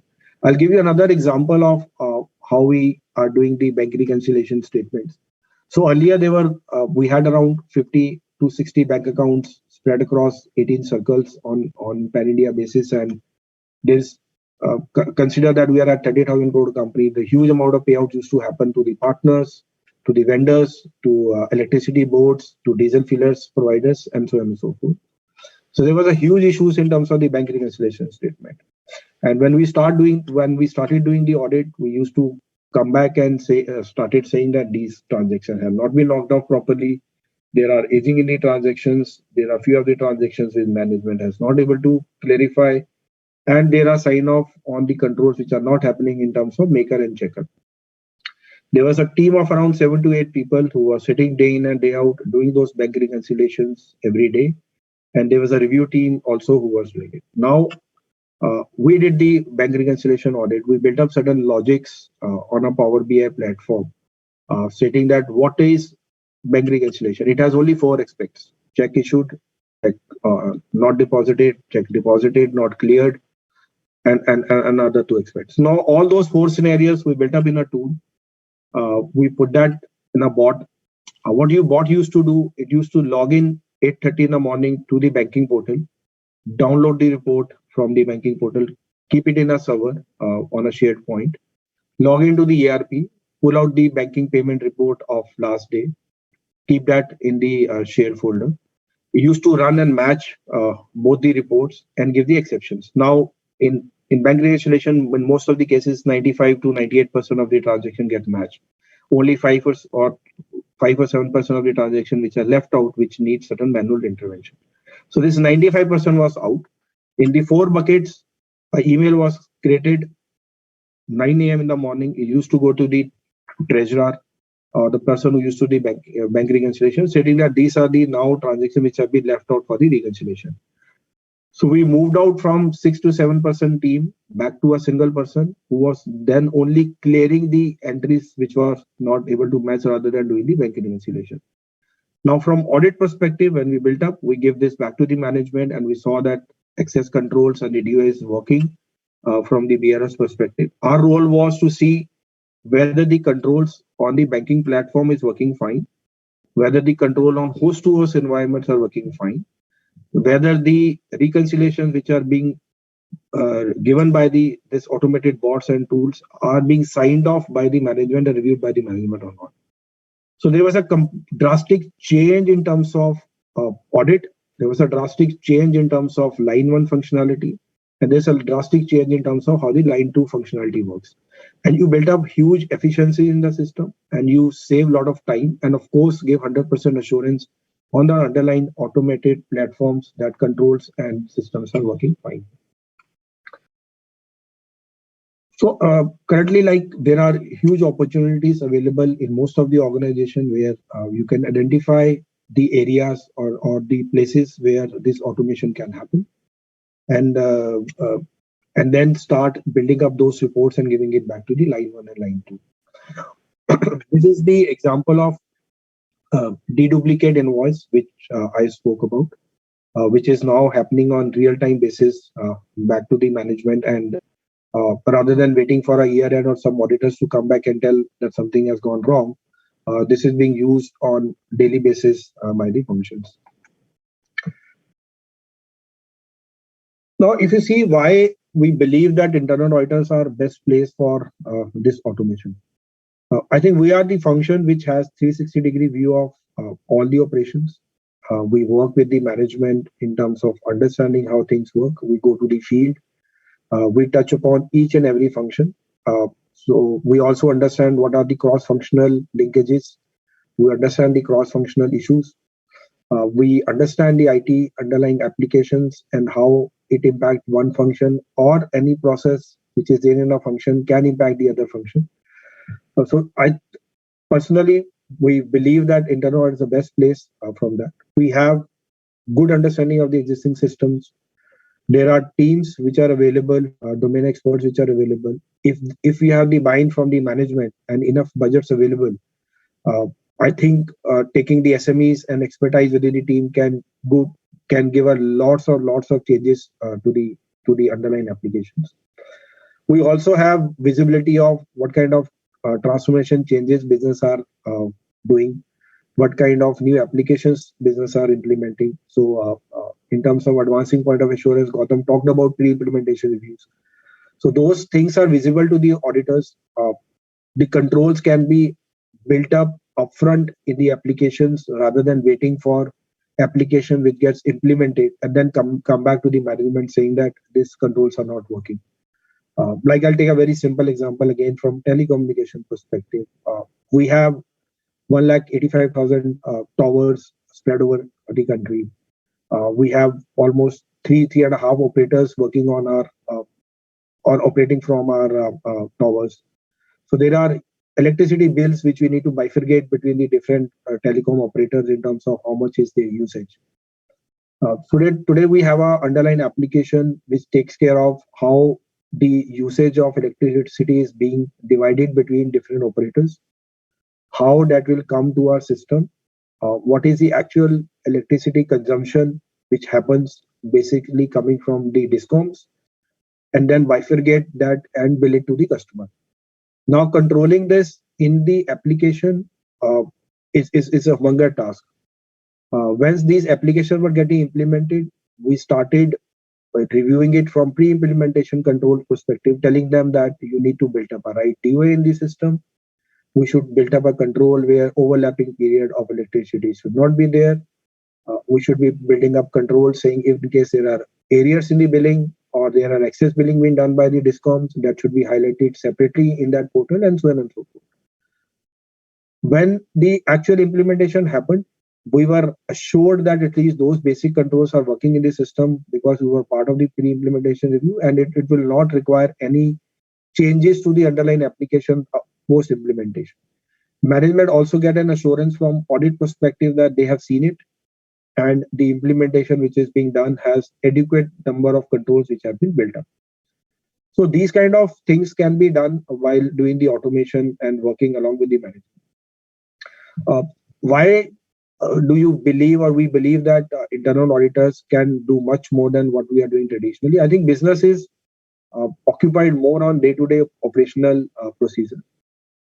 When they, and I'll again take up this pre-implementation review example, when they are building up a new application or a new software for them, they come back only from their own business requirement perspective. The controls are generally kept in abeyance or are not being taken care of by the business. They want to just start running the business the way they want to. So from the audit perspective, when we start reviewing beforehand, we can build up those control upfront. Management can focus on operation, but we can also focus on what kind of processes and control should be there. We can, of course, use the third-party consultant and other expertise within the team, outside the team, and leverage our expertise into that. Today, I believe, of course, telecommunication and technology companies, of course, the finance sectors are the organizations which have the forward mindset, which are now using the internal auditors more strategically than the traditional way of doing default funding exercise. With today AI tools which are available, there are huge opportunities available both from the upside perspective on revenue and downside perspective of cost efficiency, which can be built up by effective usage of internal auditors. I think from the audit perspective, what we can pitch in and sell to the management while doing the audit, we can identify the cases which can be automated within the system. We can start doing that discussion with the process owner that I have done this audit basis Excel sheet, or I have built up this query, or I have reviewed these data points, and I find this an opportunity either to automate these controls within the system or put some data analytical tool for you, which can be used by line 2 and line 1, and which gives a real-time assurance back to the management. Once you get the buy-in from the management while looking into the value addition which you bring into, then the automation journey is easy. We can also work along with the management in terms of doing the UAT testing, doing the final sign-off, and move towards the digitization for the organization. I think from the future perspective, the traditional way of doing the internal audit plan for 3 years cannot work in today's ever-changing environment. Technology are changing, regulations are changing, underlying systems are changing. So we need to move on from traditional 3 years internal audit plan to a more agile risk-based internal audit plan. Today, if you see from my perspective, we have a plan which I budget only to 70 to 75% of my hours for the year. I keep 20 to 25% of the hours vacate for every quarter to have perspective from the management and the board if they, in case they want to add anything, to add up the pre-implementation reviews or the underlying technology reviews which management might be doing it to build up in that internal audit plan for that quarter or the next quarter. There are a lot of changes which happens from the government side and the customer side. So I keep that internal audit plan very, very agile rather than keeping it tight-lipped for 3 years and doesn't able to make any changes. Before start of any audit, we take into perspective of what are the underlying IT applications we have, complete IT architecture in the organization, how much data centers we have, what is the underlying application, what are the system checks which have been built up, what are the automated controls which are there, what are the interface controls which have been already built up. So complete inventory of those things are built up and checked. Then those have been split between the functions and auditors to make sure that we cover each and every aspect of that. We also keep certain part of our audit plan to do the underlying IT application testing, which means whether my interfaces are right, whether my volume of business which are there, IT application can take care of, whether my security controls which are there in the business are adequately working there or not. So once you have done that kind of framework, then we can pick up what kind of data which is available and people who can understand that data and start building up your audit programs and audit code basis. And Gautam also spoke about line 1 and line 2, and I'm sure that you guys are aware of what that means. So these are the audit plans and reports. Once you start doing it, you can hand it over back to them for using on day-to-day basis, and auditors can spend time on other aspects of the business. I think digitalization and disruptive technology is the need of the hour. We have to move and spend time on our learning for use of technology. I heard somebody saying that how much budget we have for traveling and how much budget we have for learning is a key thing which we should be answering for ourselves. There are enough uh, tools and technology available. There are machine learnings which are available and insights which are available which can be used. Uh, in companies like telecom or technologies, there are huge issues of fraud which happens. Gautam also talked about that we have assets which are lying on ground. Considering we have 1,80,000 towers, every tower has a capitalization of 40 to 50 lakh rupees of assets, being batteries or DG sets or AC. So there's a huge opportunity of people to do the fraud or do the theft on the field. So building up certain solutions which are either preventive in nature or real time in nature is needed, which cannot be done through traditional kind of audit. So digitization and disruptive way of doing the audit needs to be done. Uh, Operating model, of course, I spoke about agile and dynamic audit plans, which is need of the hour. There is also focus on second line of defense model.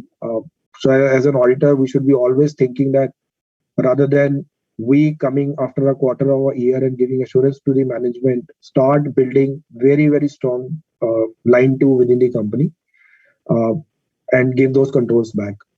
I'll give you again another example from telecommunication perspective. So there's a model of revenue assurance which we call, which gives real-time assurance back to the management saying that whatever is billing happening to the customer is correct. So anything, say from tower perspective to the operator, or from operator perspective ultimately to the customer, it passes through our revenue assurance function in the organization. Now that revenue assurance function is supposed to review on regular basis that all the billing is correct and accurate. Uh, as an auditor, when you come and review and do the audit of a billing or a revenue assurance function, you might come back and say that these are 5 or 6 cases for which either billing is not happening, or these are the cases where RA is not functioning fine. Give those control back to the billing team or the RA team to build up in their own model. Like in our case, I'll give an example that there are in few cases where the manual bill happens for cases where we don't have an agreement with the customer, and the RA team goes back and do the review of the general ledger and identify the cases where we have spent the money which needs to be recovered from the customer and then do the billing back, which takes 3 to 4 men doing the work on everyday basis. We identified this. We gave back solution by using the again AI tool, telling that whatever manual reviews you are doing it, the bot can do on your GL by logging into ERP module with this kind of queries which you can build up and give you an assurance on daily basis that these are the billing which has happened. We did it audit for 2 quarters. We reviewed it by our bot called Droot, and then showed the result to the management and gave it to the RA function to start building up on their own. I gave that example of BRS, which is again a second line of defense which can be used. So those cases are there where operating model can be established, where these low-hanging fruit like duplicate payments, duplicate POs, duplicate invoices uh, can be built up through these kind of AI technologies or bots or the simple data analyticals. Give it back to the line two, and auditors uh, have two things. One, it gives absolute assurance to the management, or 100% assurance on real-time basis that things are working fine. And it gives a lot of time availability to the auditors to focus on more strategic aspect of the business and forward-looking aspect of the business, rather than doing the things which does not add any value to the management. Of course, the talent and resource model needs to be seen. The earlier model of only chartered accountants doing the audit does not work. You need to have a team of people who understand and SME and are SMEs in that field. So today, if we do the cybersecurity audit, we take people who understand security business, who understand VAPT, who understand what is hard coding of the system. If we do the audit in terms of the civil construction on the ground, we take the civil engineers and go back to the sites and see whether those construction are right or wrong. Today, if we do the quality audit of the sites, we take the chartered engineers and then start reviewing it. I generally take people from the IT team on rotational basis in the internal audit who are very, very tech savvy and who understand the IT application and underline how it works, and who then bring value on board in terms of what are the issues which the business are facing, and how from the technology perspective we can intervene and give that value back to the management. I think this is the complete shift of modeling which needs to happen both from the audit perspective as well as from the operating model perspective, where the auditor needs to be operating from.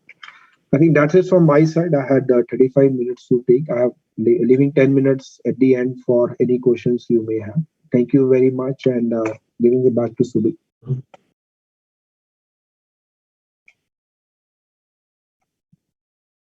Okay. Thank you so much, sir, for contributing to our knowledge base.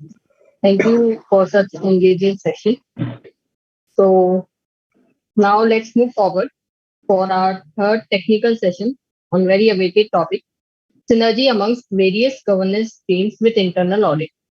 And for this, we are having with us our eminent speaker, CMS Sanjay Mathur, sir, Vice President and Head, Governance, Risk and Compliance, Tata Communications, having expertise in corporate governance, integrated enterprise risk management, ethics and fraud investigation, internal audit, SOX and IFC compliance, and revenue assurance. He is a specialist in risk management, certified fraud examiner USA, certified management accountant Australia, and cost and management accountant.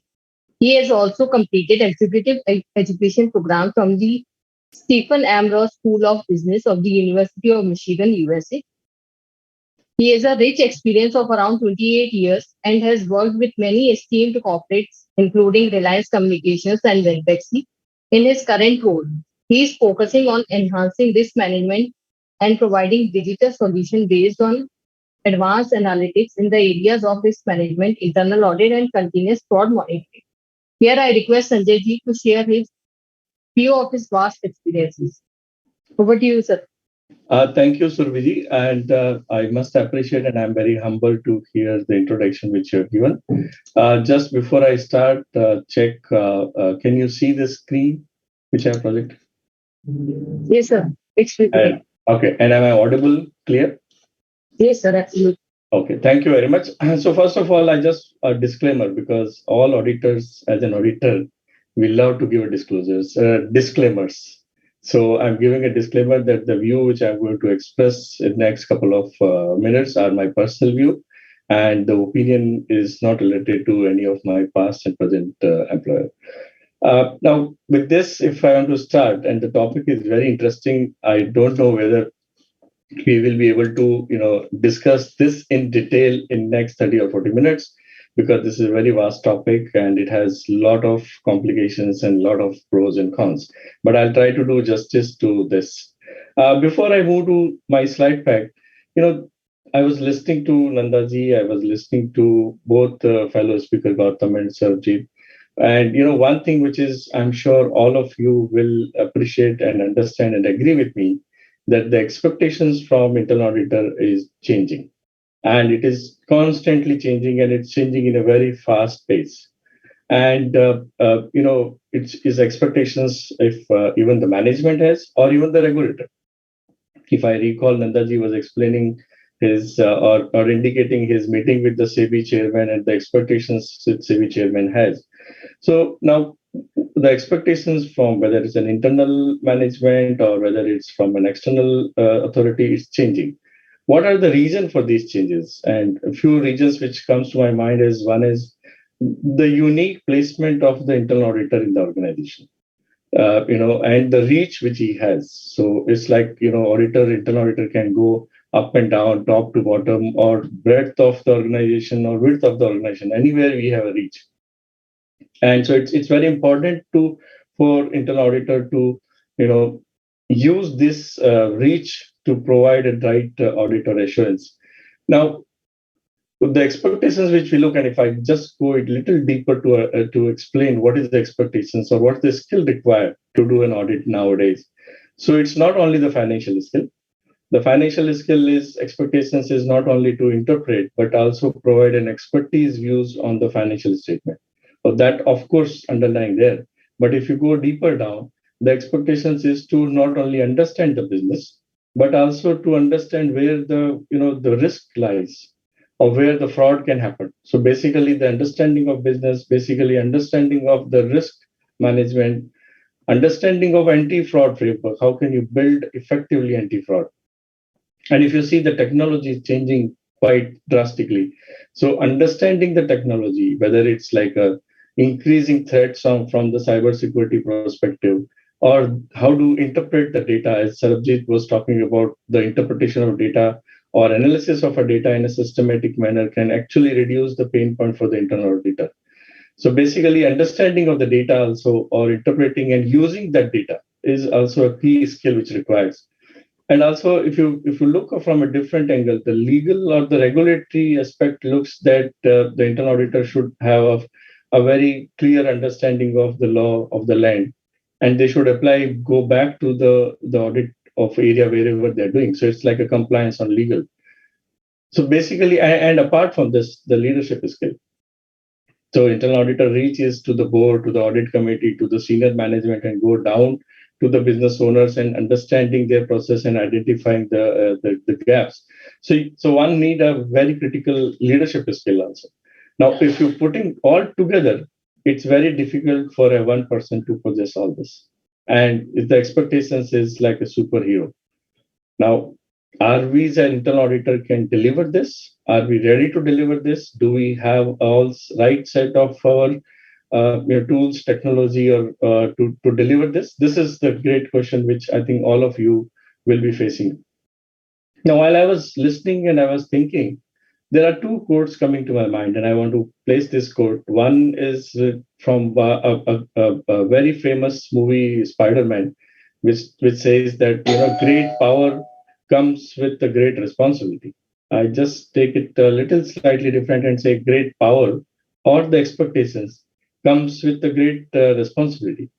Uh, the second thought which is coming, and then I'll interpret both together. The second thought is little critical. It is coming from a US economist, and I'm sure many of you have heard him, is a Milton Friedman. And he gave a statement few years back on the anti-CSR activity. And his statement was very astonished the entire global community, which he makes say that business of business is a business. And after doing a lot of critical view, finally it changed, and he said business of doing business, but it is to do it with a responsibility. So basically, if you do a business is right, but you do responsibly and give back to the society.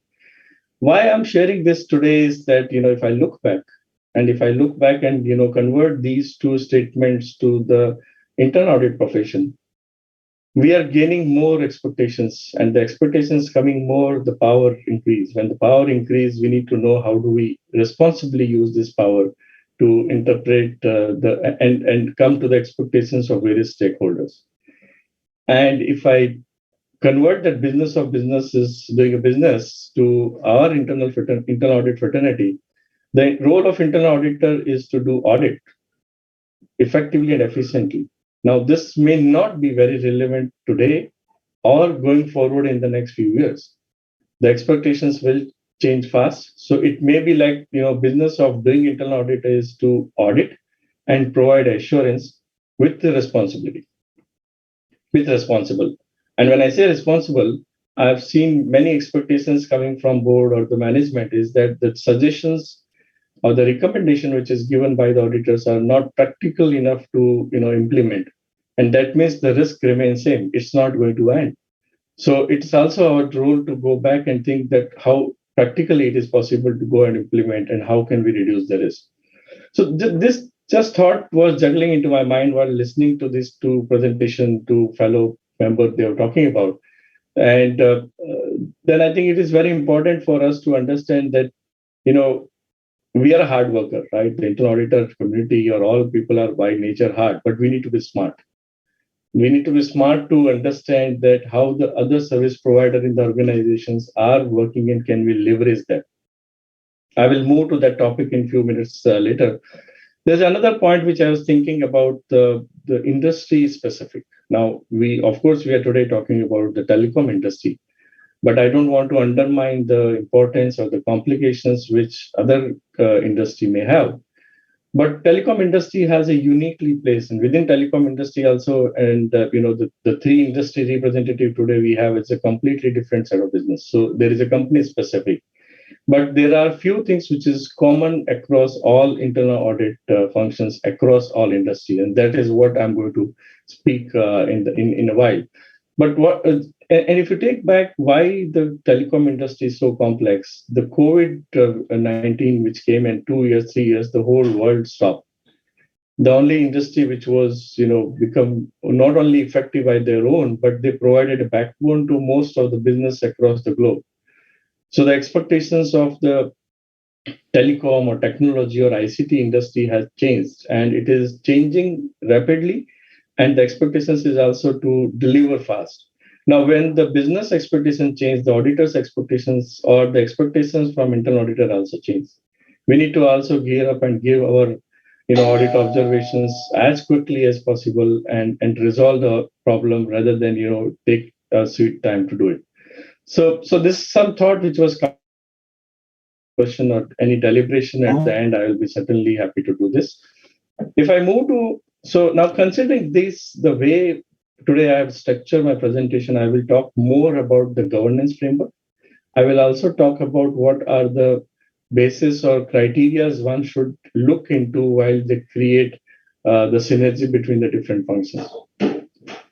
If I take a step back and try to understand how the governance framework works around. So there are typically, and if you see the left side of my presentation, there are typically three lines of defense, which we generally talk about: management control, which also talk about review and monitoring, and also talk about the internal audit. So internal audit is largely based on the third line of defense. There are a few different thoughts which talks about fourth line of defense. I don't want to go into that, but basically, the point which I'm saying that there is a checker and maker, and the internal auditor plays a bigger role. And at the same time, all of us need to be keep in mind not compromising our independence, even if we go into the second line, or even if we go and rely or create a synergy with the second line of defense. So this is a fundamental thing which one need to keep in mind before we go and decide how do we create the synergy. On the right hand side, it's basically talking about the approach or scheduling of the audit. And if you see that, more or less every company will be following a risk-based approach and create a audit universe. The audit universe, how do we create? We saw how Gautam has given some of the examples that how the audit universe create. But the point which I want to focus here is that once you create the audit universe, you realize that there are certain areas which is not auditable. Now, non-auditable doesn't mean that risk is reduced or there is no gap which is need not to be bothered. The non-auditable is that probably the definition of audit doesn't fit into, but it still need to be reviewed from a governance or a risk perspective. Then many times we use to filter our, the rating of the observations or prioritize that based on the, risk appetite which company defined. So this also give a filtration, but there are few risks which remain same. And as as I was talking about that in every company, you'll have a different set of challenges. There will be a core telecom business and there will be support functions which need to be audited. So basically, message which I'm trying to give here is that a step back to understand the philosophy, or a step back to understand the line of defense and how the entire universe is created, and then what should be done by the internal audit team, and how it should be relying or integrate or synergy with the different function is the core fundamental of the whole discussion.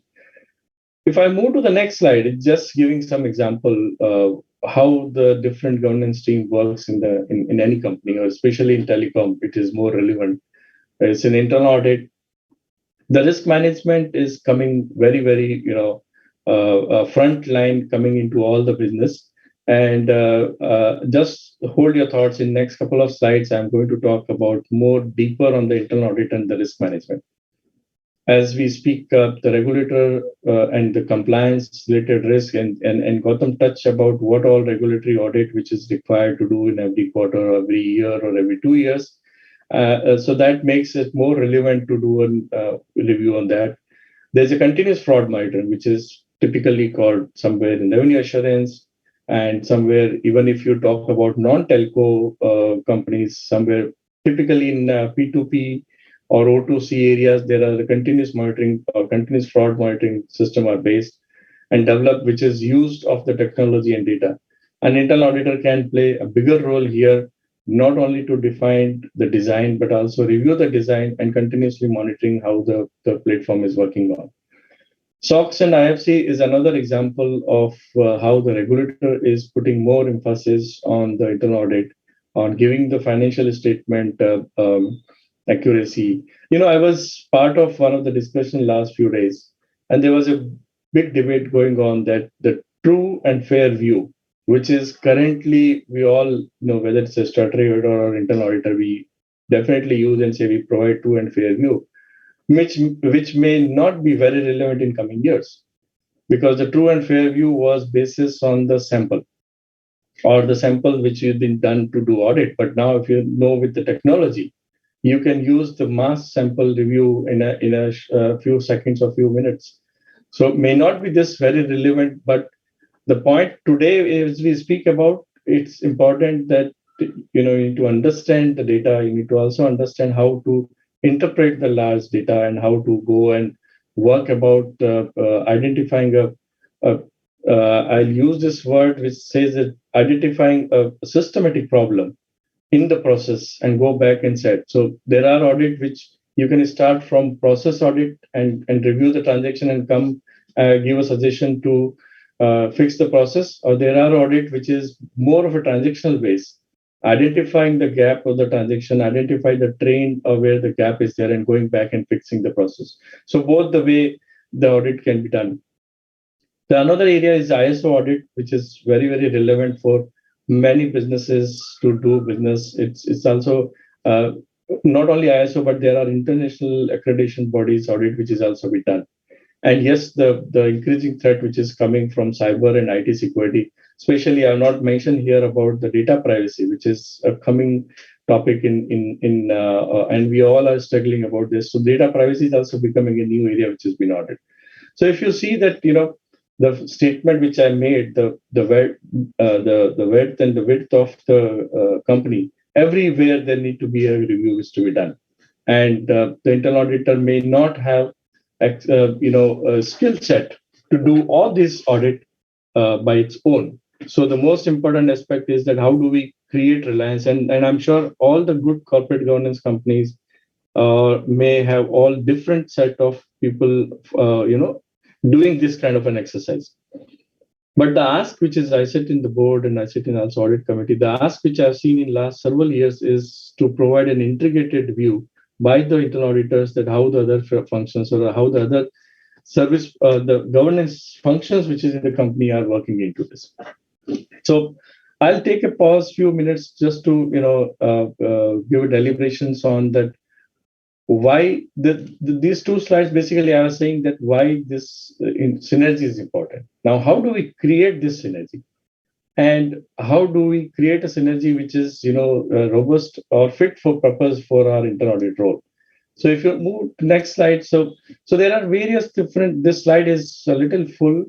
If you see on the left hand side, I'm talking about a different way of synergy. Now, these some of the thoughts which there. Of course, there are multiple way of creating synergy, but these are the three popular or more, practically used by all of internal auditors. Is one is to create a synergy which is basis the integrate the work.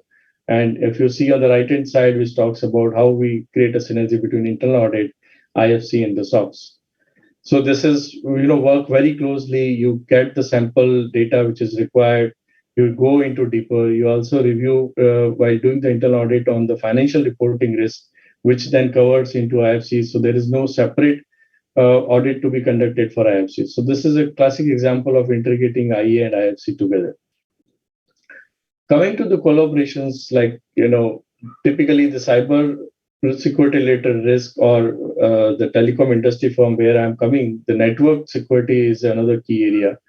And to understand the network, one need to have a very solid understanding of the technology plus engineering background, and then ability to think a step ahead and say how network can be, a breach and how it could risk to company. So I think in that case, it is very important to collaborate with the cybersecurity or network experts and get along and see how you use their reports or how do you work together to identify this. The third part is there are, placing reliance, and I'm not talking about what is the suggestions given by the standards. I'm just talking about a practical manner. How can one can be doing this? So placing reliance is using the work which is done by the other auditors with like ISO audit or secretarial audit, which has been done, and they reviewed the transaction on a regular basis and putting reliance. So basically, these are the three different ways which can be used to create synergy between the different governance structures or stream which one company has now, which could be integrate, corroborates, or trace reliance. Now, the second question comes to my mind is that how one has to go and identify which one is suitable for his particular at the time point of the time relevant for him. Maybe what we are integrating today may not be relevant in going forward, or other way around, what we are corroborating today may not be relevant in coming years. It may be integrated, or it may be reliance on the different reports. So how do we do this? So there are various different thoughts, but I'll just structurally put into three different steps which generally we follow and which will be very useful for anyone to follow this. So one is to understand what is the bold value creation which is like opportunity which you have, and how do put a diligence phase to review the top down what is this they require and how it has been done for each activity. And then for each activity, the second step, use the bottom up approach to understand what is the baseline and how do we going to create this synergy. And the third is to basically go and implement this synergy which has been identified. Now, these are some fundamental which is covered in the previous slide or this slide. I give one example, and if I go back to my previous chart, which talks about this various stream, so I'll take the most talked or most relevant as we speak today about the internal audit and risk management. And I'll just try to summarize that how we have done. So if you see this chart, there are three blocks. So one which talks about internal audit in the left-hand side, and the right-hand side is the typically on the risk management. And if you see on the middle of it, this talks about some of the criteria. So we have around 10 or 15 criteria, which is well defined, which goes and define the activity basis. So let's take example of line of defense. So the risk management fall typically on the second line of defense, which is role is to monitor the risk. The internal audit is basically third line of defense, which talks about assuring the risk and managing well. The second criteria is independency. The internal auditor is, well or truly independent functions, which is by the virtue of their placement or the regulator or the Companies Act or the various different acts which is required.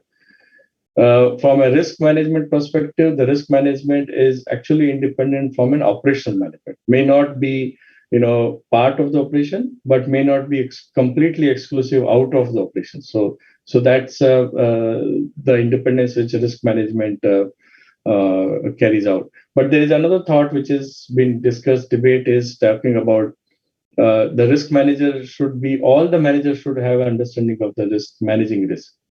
There should not be a separate function at all in the risk management. Everybody who manages or take the decision should know how to take and understand risk.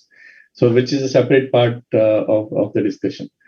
If you look from an accountability criteria, the internal auditor is typically accountable to audit committee or board or the administratively to the CEO of the company, and have a formal reporting structure to the audit committee. But if you come to the risk management is generally part of the senior management. And basically, which also now the SEBI has come out, which talks about the risk committee. So risk management committee. So their reporting also goes to risk management committee, but it's the senior management and the subcommittee of the board. If you look from an objective perspective, the role of the risk manager is more to influence the management, letting them know what is the risk and how they should take the risk basis the appetite which is laid down by the company. So that's typically role of the risk management or objective. But the objective on the other side of the internal auditor is to review the processes, check their effectiveness, efficiency, and see that whether these are effectively working in or intended or fit for purpose for it has been intended. If you look from an scope perspective, the scope more or less, same in my view. Although there are some English word which make the difference, but yeah, this covers across the all organizations. It's both need to be nimble in the strategy and operational. As we spoke about the internal audit of scope is also need to be agile. And I was hearing what Sarabjit was talking about that 75% of his internal audit plan is fixed. So as ours is like, it's a dynamic plan which keep changing based on every quarter. So the scope need to be also agile to manage. And even if we take further down the agile approach or agile methodology, the agile methodology is not relevant only for the scope. While you're doing an audit at the ground, and if you find that one control is working well, you don't have to perform the rest 10 of the control.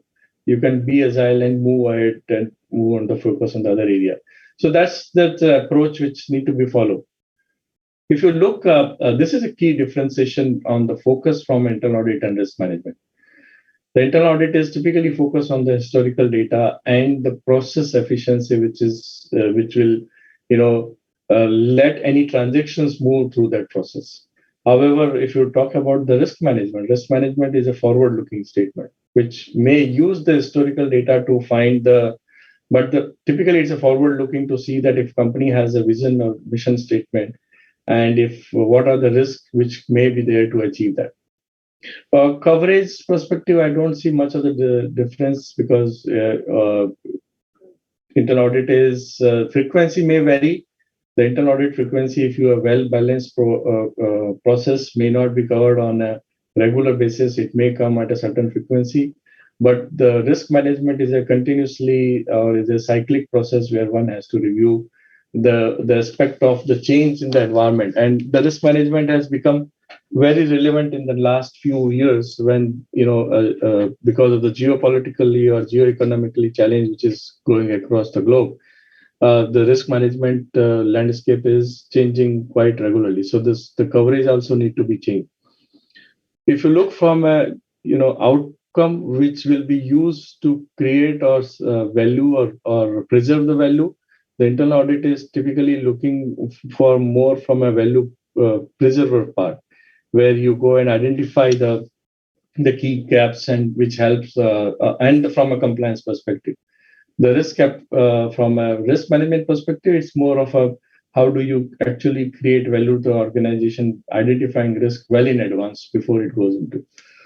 And few more in the next slide, which talks about the fraud part. Risk management, the fraud risk is a different challenge, a different subject which need to be reviewed. While the internal audit, for every process which you review, a few control need to be checked from a fraud or anti-fraud perspective. The report goes basically to all audit committee for internal audit, but in the risk management, it goes to the risk management committee. So it's basically the message is that the highest level of the management plus highest level of the board review both the reports. Some of the status, the rest couple of areas which is status and serving is more or less same. So I don't want to talk more. The standard is, yes, there is no clear-cut advisory standards there. There are the institute has come out with some of the standards which need to be applied, but as not rigor as what we have the statutory auditors. But there are certain professional practice framework which is either defined by IIA or CA Institute is there to follow. But if you look from a risk management, there are certain standards which talks about ISO standards, COSO framework to follow the risk management. And yeah, the professional and qualifications. I'll not talk more about the qualifications because if you look more from a skill perspective, there are multiple things which requires to build, whether it's a risk management or internal audit. So if I come back to my previous slide where we started about talking about various governance team, and the question is that so these are the few fundamental differentiation between internal audit and risk management. But how can internal audit rely on the risk management output? Or how can a risk management team can use the internal audit output and go and rework on that? So that's a critical part. And I give some example in the risk management, which talks about at the highest level, if they come out and say, for a very company, and let's talk about the telecom industry. So basis where the revenue assurance or continuous audit is being built. So if I just take a step back and explain what is the telecom business. The telecom business, if you bifurcate into two parts, one is the voice business, which is the calling which we have generally, and the data business. Now, if you see on the voice business, there are two ends. One is that where the call is generated and where the call is end. Now, typically what happened is that for technology, geographical area doesn't make any sense, and you have no real person whom you can touch base. It's like all virtually moving across the globe. So often it happened that the time of origin or the place of origin is known or not known in few cases, or the destination where it's going is also known, but you don't know who's benefiting it. So there is a complications in across the voice business. Now, how does the continuous? So from a risk management perspective, if you look, the risk of managing the voice traffic is a high risk. That high risk has a very high fraud vulnerability. And when we talk about high fraud vulnerability, means basically if the traffic is not monitored for say half an hour, the $1 million impact could go to the companies. And there are study which has been done which says almost around 2% of the global revenue of the telecom industry is lost because of lack of revenue assurance. And if I remember a few years back when we were working on this, what we realized is that this is an area which is starting from a risk management point of view. This is the highest risk. Now, this need to be a continuously fraud monitoring, which may not be part of the internal audit, because internal audit is a cyclic part where you can't go and build this. But what is the common thing is there need to be rules defined, and that rule need to give out the exceptional, and the exceptional review need to be done continuously and act immediately. Now, if you look, the constraint which internal audit has, that internal audit can define the rule. Internal audit can use the technology to system and define the rule very well. But when it comes to monitor this 24/7 and then reacting on that immediately with an external customer or vendor or a supplier is a challenge. So that's coming into the right-hand side of the cycle, which talks about continuous fraud management. So there is the revenue assurance concept come and say, okay, there is into a separate team who need to build to review this continuously for 24/7. But so just I'm trying to give one example how one risk can move to the continuous fraud monitoring and to the internal audit. Now, does it mean that the role of internal audit ends when the continuously fraud monitor is done by a separate team or within the internal audit is a different story? Is it end? I don't think so, because that the change of environment is so fast. The role of the internal audit is to review cyclical to understand that how the new changes in the frauds, wherever the fraud happening across the new scheme which is coming, how quickly the rules are being amended or how quickly rules are being changed, because the technology or the system driven can be only based on the rules or how effectively rules is written. So that rules or the design, which is typically we called about even in go to IFC, called design effectiveness review. So the design of that can be reviewed by the internal audit on a cyclic basis, and how effectively the resolution of the issue which is identified by fraud management team or revenue assurance is being done on a regular basis. So if you see, there is a very close interactions between these three streams, and it is very difficult for anyone to segregate this. It's better to collaborate, better to understand the complexity of each area and try to combine all these together to give a better assurance to the management, or better coverage or quickly assurance to the management about the business or the process which under review. So this is all which I have today to talk about. Yeah, there are a few last slide which talks about what is the benefit of this the synergy, and I was explaining the wider coverage of the assurance which is given. there's a holistic view or integrated view which audit committee or board required can be given. The reports can be, integrated and can be used for multi-purpose. The cross leverage finding and the mitigation will help management to, work more effectively, which will then reduce the audit fatigue. And I'm sure all of you have heard from your process owners or the management saying that there are too many audits, and we keep doing audit most of the time. So that will actually reduce the fatigue.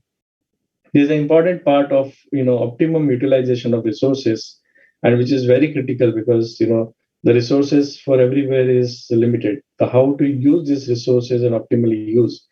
I think Gautam was talking about the subject matter expert or the generalized audit. So typically, a few years back, if you take internal audit means the person who understand or interpret the financial statement, who has a skill set and expert knowledge, has a basically chartered accountant background, can do the internal audit. But things have changed. So we need for say for financial area, even if you're going and doing a treasury audit, one need to know how the global treasury operation or the complications of the treasury operation which is there.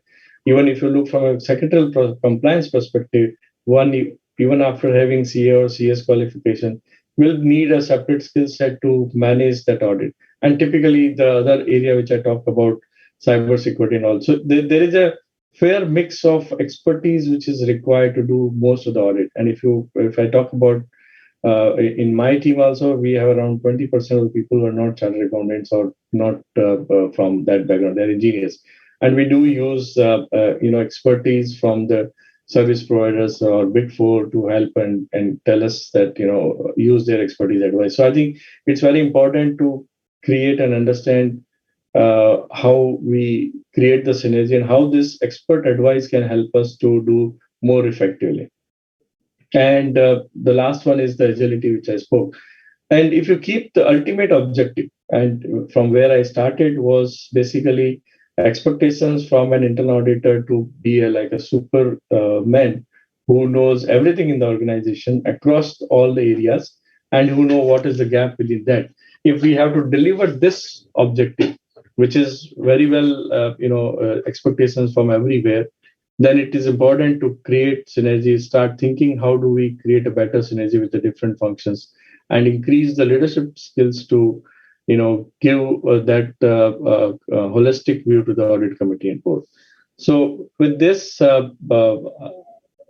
that's all I have today. Subhi, back to you. If any questions, I can take it. Yes, sir. Thank you. Thank you so much, sir, for making all of us aware with minor technicalities of the subject and point-to-point clarity. Thank you for such engaging session. Thank you. Now I would like to start question and answer session with all our speakers. So there is one question. What are the laws and regulatory rules controlling telecommunication industry these days? So it's for anybody or who should we take? These are I think general questions, sir. I think Sanjay, you can cover. I can add. Saurabh can add. Thanks, Gautam. So if you see telecom industry typically driven by DoT, and there are various laws which has been defined time and again by DoT to follow all that. So that's core telecom related. But now there are various telecom provide various different services also. So there are various different laws also comes into practice into that. Yeah, Gautam, you want to add anything? Yeah. So just to add to what Sanjay mentioned, so I would say sectoral regulations perspective, I would broadly classify them as compliance requirements falling from the license conditions, because it is one set of dues that every operator holding a license needs to comply with. And then there is another body called Telecom Regulating Authority of India, TREI, who issues circulars on specific compliance requirement on different aspects of the operations. And as license holder, every telco is duty bound to comply with those circulars. I think we can imagine as very similar to RBI circulars coming in financial services sector. They come out with specific compliance requirement. Similarly, TRAI circulars also come with specific compliance requirement. One thing that Sanjay mentioned about in his presentation, which was on network security. There is a very elaborate guideline available from the sector's regulator on what kind of assurance they want when they say about telecom security. There is a time frame within which the detailed report needs to be submitted and things like that. But then the regulator has also gone a step ahead in last few years. Earlier, they were satisfied with self-certification, but no longer are they satisfied with self-certification. Sometimes their own teams come and perform these specific security reviews. So it's a changing universe. I think, Sarab, you want to add anything from tower company perspective? Yeah, so you have this DIPA, which is Digital Infra Provider Regulations, which control the passive infrastructure providers. You have a lot of passive infra regulation in terms of the local municipality for giving these the area for the space and approval and so on and so forth. There's also a SACFA clearance which is required, which is the Standing Advisory Committee on Radio Frequency Allocation, which is putting the tower to a particular height or the telecom equipment to a particular height in an area where you have the airways and all that. You also have information technology issues in terms of which Sanjay and Gautam was mentioning. So there's a huge laundry list of regulation and compliances which are applicable for this industry. There are issues in terms of how and what frequency the operator can radiate, so on and so forth. Yeah. Okay. Okay. Thank you. So there is one more question. This is particularly for Gautam sir. What are the key differences in the internal audit approach with respect to planning, focusing, and execution with respect to a manufacturing industry versus a service industry? Okay, so from approach perspective, I don't see any change when it comes to an auditor doing an audit in manufacturing versus an auditor doing audit of a service industry like telecom or any other, because the fundamentals of audit don't change. I need to plan. I need to plan in my context. Given my context, whether it is a manufacturing context, knowing that how widespread are the operations, how dynamic or static are the operations, what are the regulations in which that particular industry operates, technologies which are deployed, how fast do they change. All these are fundamentals. So from approach perspective, nothing would change, but yes, having uh, taken enough efforts to understand the nuances of each of that, because within manufacturing also there could be multiple variation based on the particular sector that a particular company operates.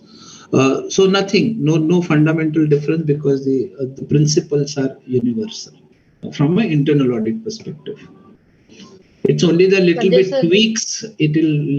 tweaks that needs to be made, which are more contextual. I think Sanjay and Salab can add. Yeah, I think I will build on what Gautam is mentioning. The only thing, like if I take a practical example on in a service industry, you would be more worried on how the revenue is earned or booked or recognized in the books of account. Vis-a-vis in manufacturing industry, you'll be more worried on how the inventory is being accounted for and whether it is physically available or not. So on the context, I think there are some differences, but fundamentally, internal audit remains internal audit.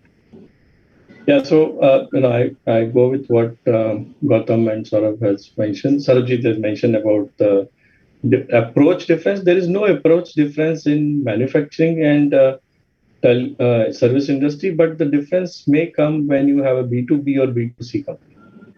Because when the focus moves out and we are talking about like a B2C company, where the large number of customers are there and you're directly serving there, the dynamics change, but the approach doesn't change. And typically, if I look from a manufacturing, by looking to my past experience in Shell and Monsanto, where what I realize is that they're focused more on an SCM operations. If you talk about P2P or O2C part, their focus is more on SCM because the raw material and there is a physical movement of the material which is going across. So the focus is more on that portion, while in the service industry, the less physical movement, but there is a softer touch to your customer. And your services which you provide is can't be touch. So like there also their experience come. So it's more of a customer experience. So when we audit, you need to see that how can I enrich the customer experience. While if you do a manufacturing audit, the focus is to see that how can I give a better quality to my customer. So I think there is some slight move on the focus, but approach there is no change because fundamentally all is risk-based approach which goes into. I think one more thing comes to my mind is in manufacturing, generally you have a state process to manufacture a particular commodity. Yeah. From the auditor perspective, you can focus on what kind of efficiencies or wastage you can remove from the process. In the service industry, generally what Sanjay was also mentioning, it depends on what kind of service contract you have with your customer. So the process might keep on changing. So in that, you can focus on what kind of gaps are there in the process. Rather than streamlining and bringing the efficiency. So that can be a different approach from the auditor's perspective when you are doing it. Yeah. Okay. There is one more question for Sanjay sir. When there would be a linkage between business transaction audit with IT security audit, then would it be a meaningful way forward to make internal audit more effective function? So can you repeat question again? I'm just thinking loud. Yeah. When there would be a linkage between business transaction audit with IT security audit, then what will be the way forward to make it more effective with respect to internal audit perspective? So if I try to address these questions in a little different, and Gautam or Sarvjit, please feel free to add. If we talk about IT security audit, and if I split this into two parts, one is which is called general control audit, GCC audit.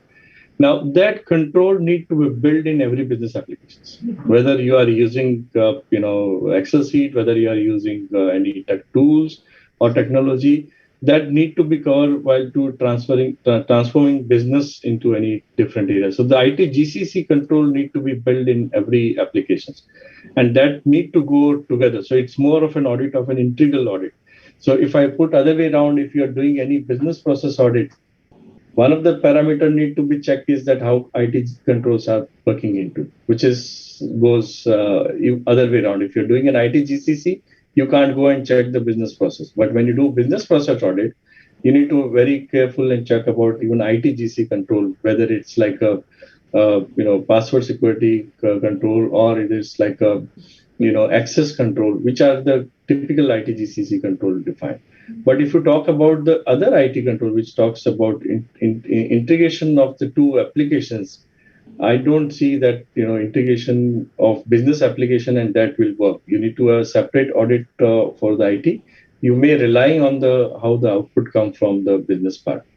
So if I understood the question rightly, I'll split, and I'll just repeat again, split into two parts. If it is an ITGC control we're looking into, then integration of these two audit with the business application may be effective. But if you're talking about a pure IT control audit, then it need to be do a separate. Yeah, just to add to Sanjay and Surbhi, if I have understood the question correctly, then it is about when there is a business transition happening, how as an internal auditor we marry that transition with IT security. Is that what I think that's what has been asked, right? Yes, right. So I think, just to add a different perspective, I think in my mind, we have to first understand what kind of transition that is taking place on ground, and how the security angles are getting covered in that transaction. And I'll just share one example. When I was talking on one of my slide, I said, in my core telecom network, the core switching equipments are now getting into cloud environment. Now, if my transition is going to expose my organization for a possible intervention from outside world, naturally, information security alerts will go up. So, as an internal auditor, any transition or any change in the existing ways of working, which will expose a security risk, whether it is from my IT hardware perspective, cloud environment, on-premise environment, applications, integration of applications. We as an internal auditor have to consciously ask ourselves, consciously ask business, what is it that is changing? And if there is a security element around it, then yes, we will have to look at it in a little bit more deeper manner. This is over and above the other ITGC controls and etc. That Sanjay mentioned.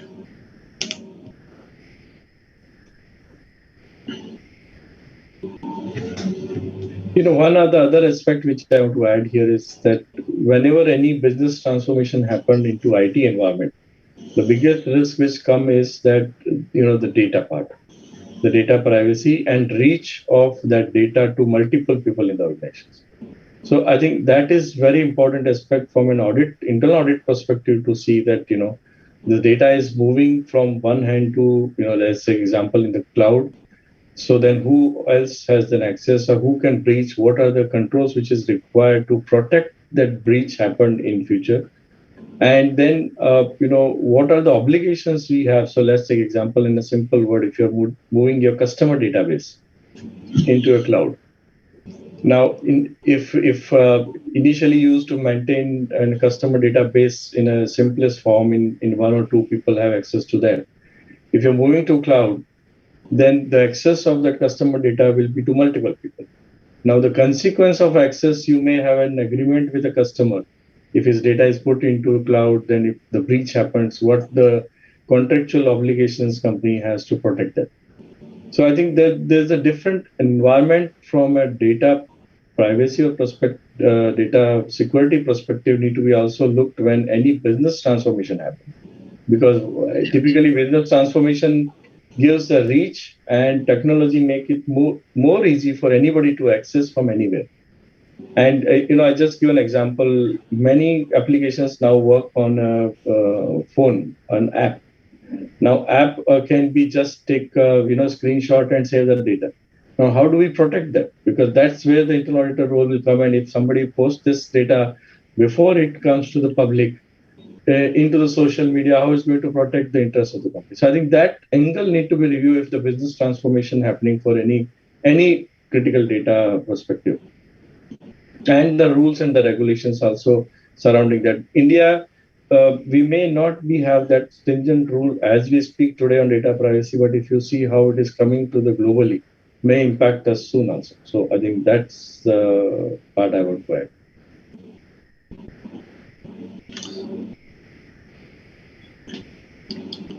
Okay. Yeah, I think just additional angle that many times our contracts with all our partners, we have built a clause on information security compliance with our company's policy. Because in telecom, there is a large part of outsourcing which has happened. So there is a humongous external organization which is interacting with our IT applications, systems, etc. So when they access our environment from their premises, there has to be certain non-negotiable safeguards that we enforce from contract perspective. But as an internal auditor, I think we have a responsibility to check whether that design is getting practiced on ground. So we carry out physical visits to our partner premises as part of our audits to ensure that they are not able to access other than their only, what is required to carry out their work. but they cannot store our data on their machines, etc., etc. Certain checks we do carry out. I think everywhere it is carried out. So if we have 2 more minutes, can I, there's one Yeah, more yeah. thing I can Yes, add? sir. Of course, So sir. typically the role the internal auditor which we play is that we play with the historical data. But in this case, when the business transition happening and it's moving to technology-based solution, I think what is most important or expectations which has from an auditor is to do a penetration testing also before it goes into live. So if take example, if your entire P2P cycle is being automated, the expectations is that before it goes live, an auditor do actually penetration testing, try to create a fake PO, fake purchase order, fake receipt, fake invoice, and see at what level in the organization it has been caught, and when it's caught, how quickly this can be resolved. So it's more of a also certain amount of a proactive check which is done to ensure that in the actual scenario what can go wrong and how quickly this can be trigger out and resolve that. So I think this is one expectation which is I see very increasingly very high whenever the transformation of business transformation is happening. I think the fundamental over here is the availability versus accessibility, and data availability should be on need to know basis whosoever is required to do. And very important point which Sanjay mentioned about this penetration testing. I think a lot of time we also do this concept called red hat assessment, which is you do a ethical hacking into the system through external sources and see how vulnerable our data is and how vulnerable our security mechanisms are within the system, and then report it back to the management on that these things are not working. So this area is actually very critical now, coming with everything is data, and we don't have any other inventory, at least in telecom per se. There's a rule which are also coming from CERT perspective, where any data breach or any security breach which happens in the industry, we are supposed to report back under the regulatory regime within 6 hours to government also that this data breach or the security breach has happened. So time and again, and I think going forward also, this is the most important piece from the internal audit perspective, which needs to be focused on. A lot of companies have implemented the SOC, which is the Security Operating Center, which 24/7 monitors what are the security breach, external or internal, which are happening. And from audit perspective, we also go back and see whether that SOC or the security feature which company has implemented is working effectively and efficiently or not. So it's a very critical activity these days, at least from telecommunication industry.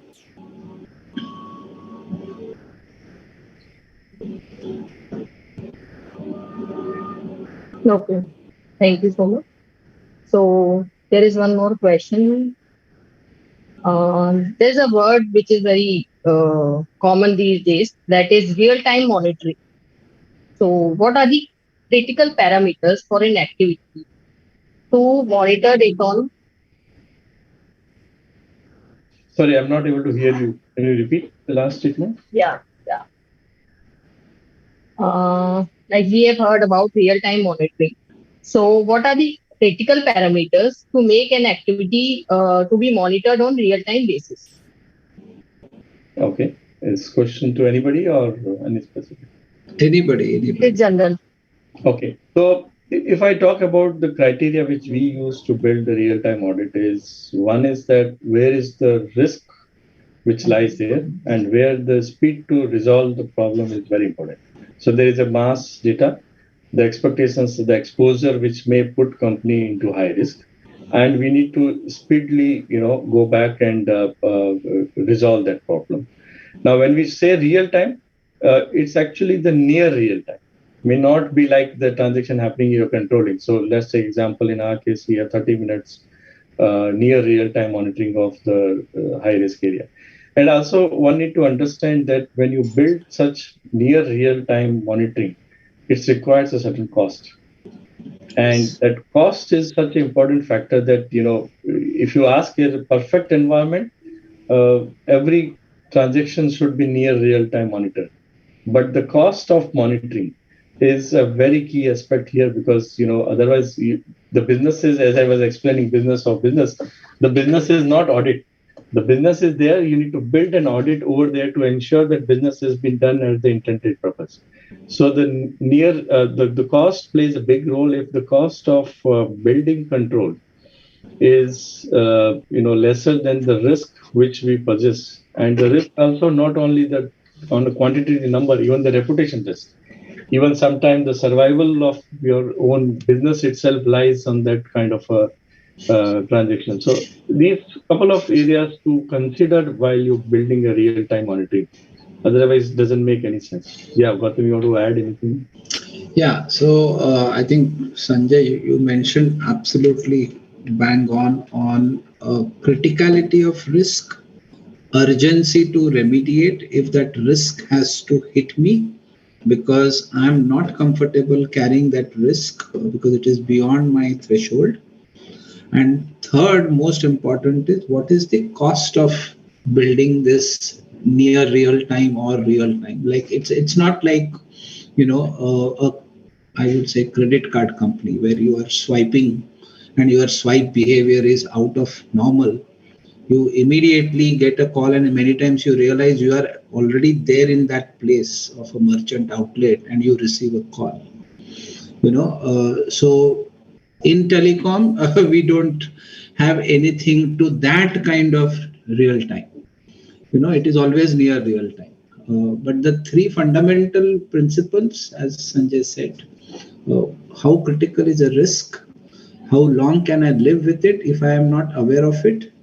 And third, if answer is no, that I can't live with it because it is beyond my acceptable threshold, what is the cost? To put in those mechanisms over and above the existing mechanisms.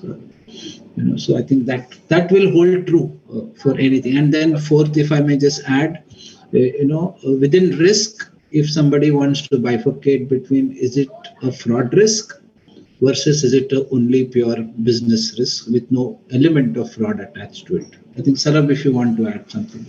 I think very well narrated. Nothing else to add over here.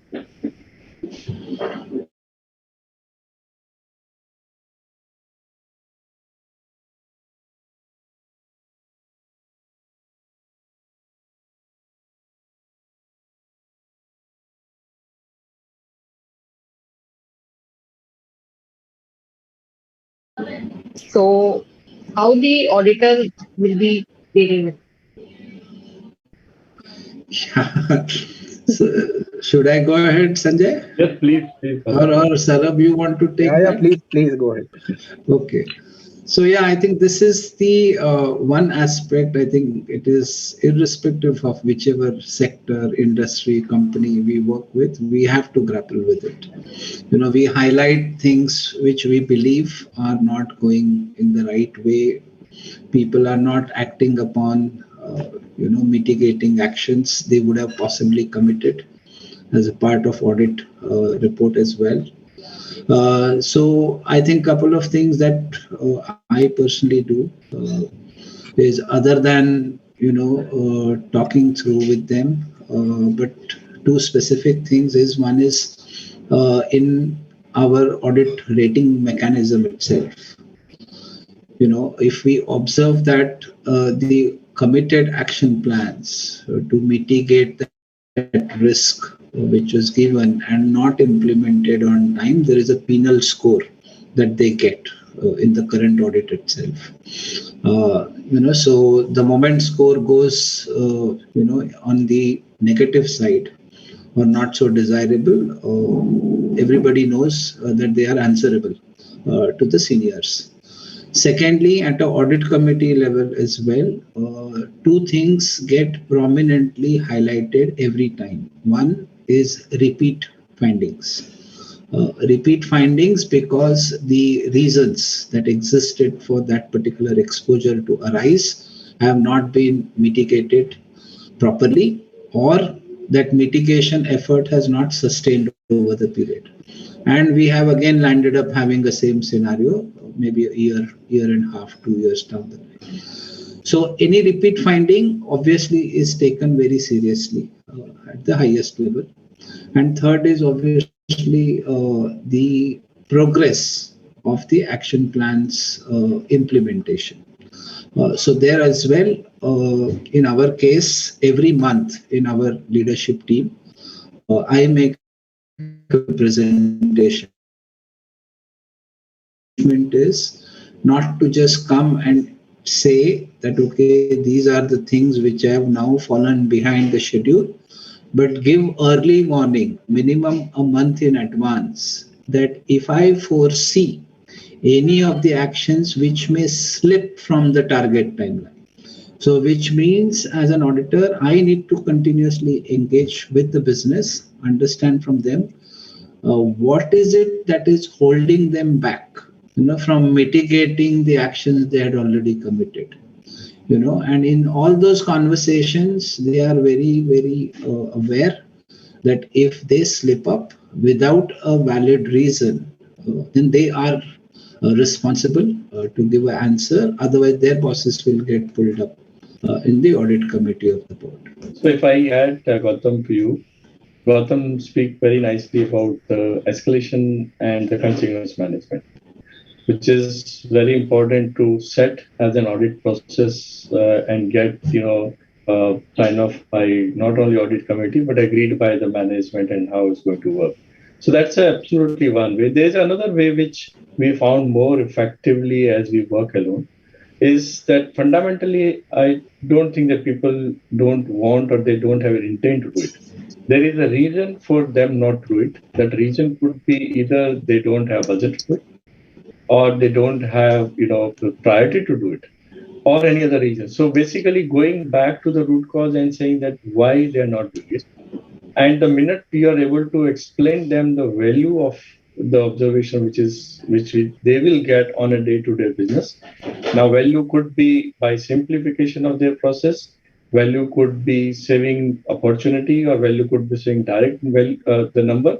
If we are able to exhibit and explain them rationally, saying that by doing this recommendation they will get a value, and they're not able to do because of this resource constraints, and how they're going to deal this going forward. And that discussion should not be at or it should be, rather I'll say, it should be at the top of the functional level or CEO level, so they understand that what is the risk of not doing. And at the end we may find that there are certain things is not changed because the underlying risk is more or less than the value to fix that is high.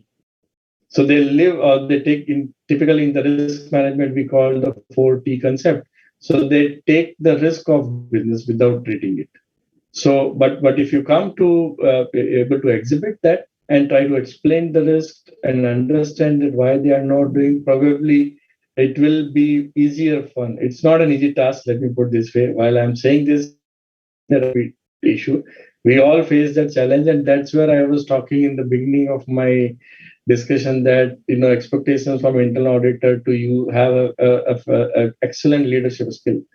So this is one part of the leadership skill, to negotiate well with your internal customer and explain them that why they should do this and how this will help them to achieve their objective.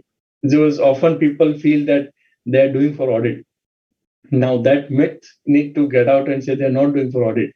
Audit is not going to get benefit out of that. This is their life which is going to make change, whether it's from a cost or whether from simplicity process or time taken to conduct that particular activity will reduce.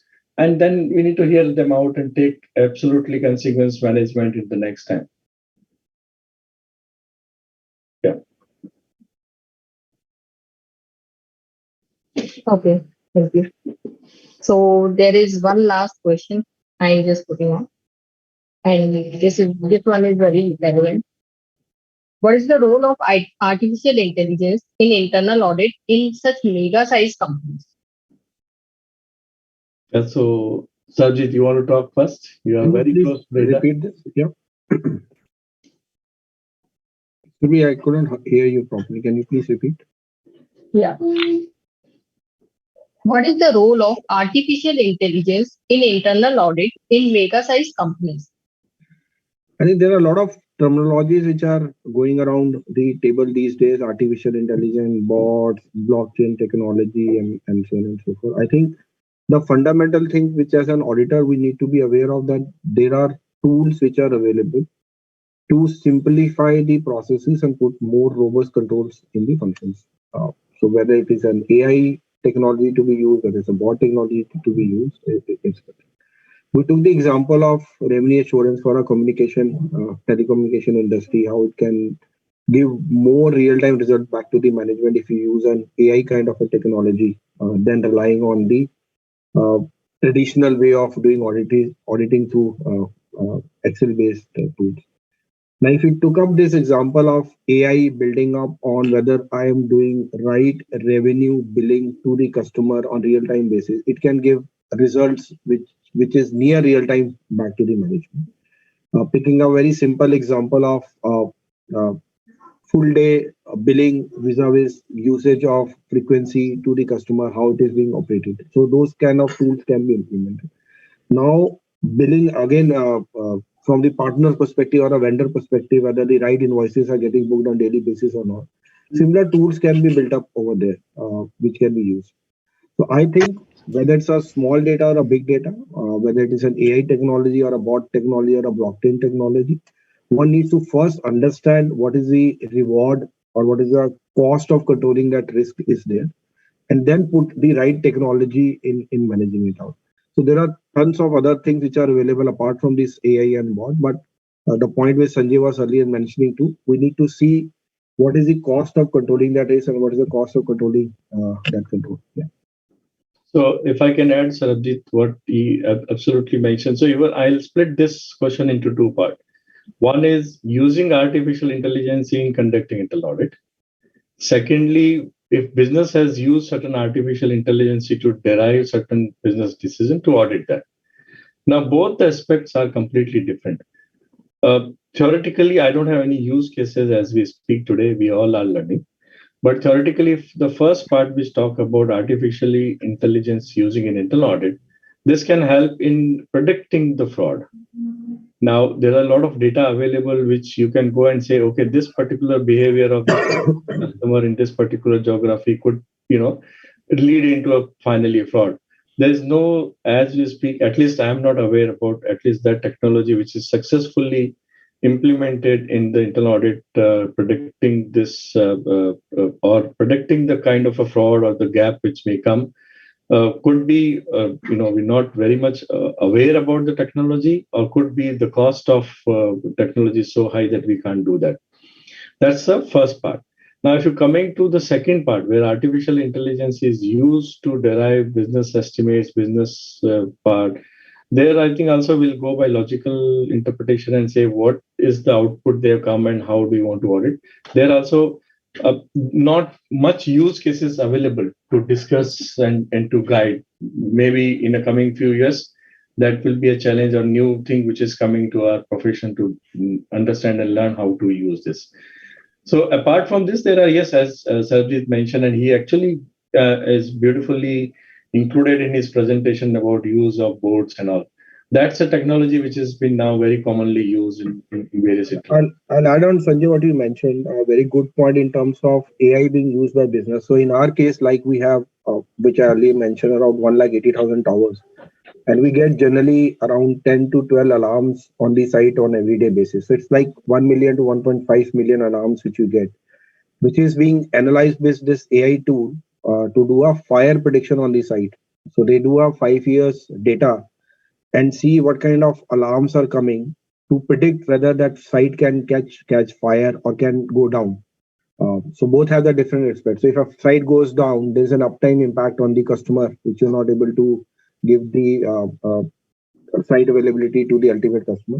And in case there's a fire, it's a safety risk also. So that's a AI tool which is being implemented by the business. So from our side, when we do the audit, we can't review the alarms. So it's a million of alarm every day. You can extrapolate and see on 365 days how many alarms are coming.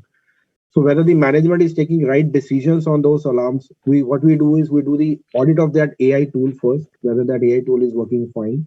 It is 70 to 80% accurate, and no fires have happened which was not being caught by AI tool, and management is reviewing it. And then start our audit after that, rather than doing the audit of the alarm. So very well pointed out, Sanjay. So we can also do audit not by using the AI, but also do the audit of AI being used by the management. Yeah, so if I may just add, so I essentially agree with both Sanjay and Sarab. Because currently, as even my knowledge goes, the wider benefit of AI is for business than for the audit use cases.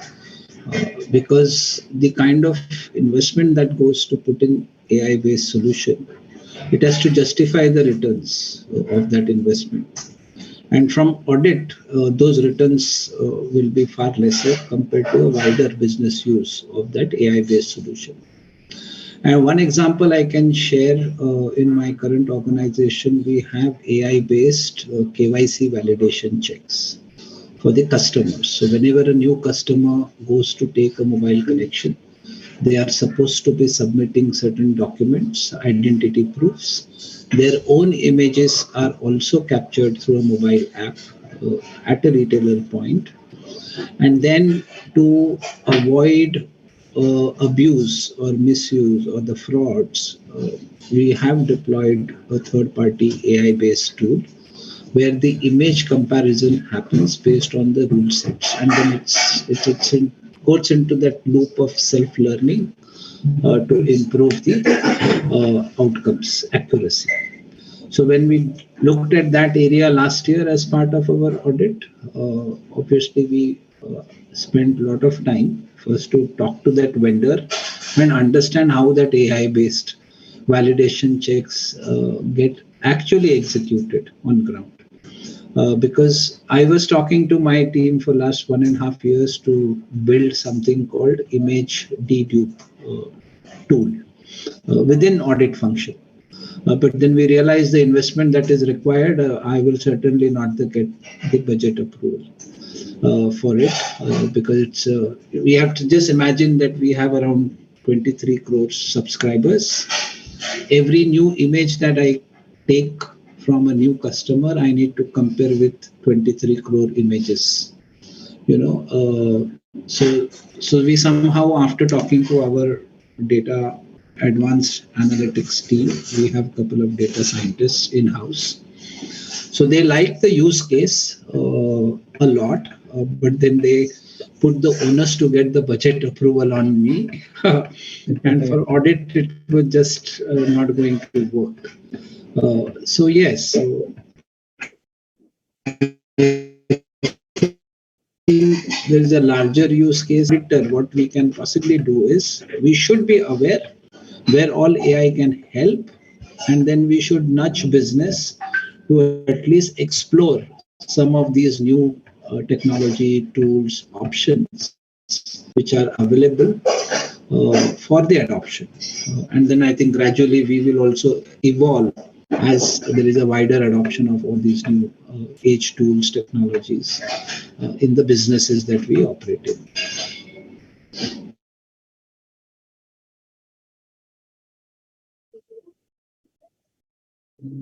Okay. So thank you so much, sir, for giving such explanations on all the questions. And now I would like to conclude as due to some reason, CA Gyan Chandra Mishra, sir, Central Council member, ICI and Vice Chairman, Internal Audit Standard Board, is not with us. So I just want to thank all the speakers who have devoted their precious time from so much of their busy schedule. Thank you so much, Sanjay sir, Gautam sir, and Sarabjit sir, for devoting such time. And just want to add one thing. We are currently more than 1,600 participants with us. And this number is such remarkable and is showing efforts of all the team members and all the organizing committee and hosting committee. So thank you so much. Thank you so much to Charanjot Singh Nanda sir, Chairman sir, and Gyanchand Mishra sir, and Arun sir, and Aarti Bansal ma'am, Secretary Internal Audit Standard Board, and to all the speakers. Thank you so much. Thank you. Thank you very much. Thank you. Thank you.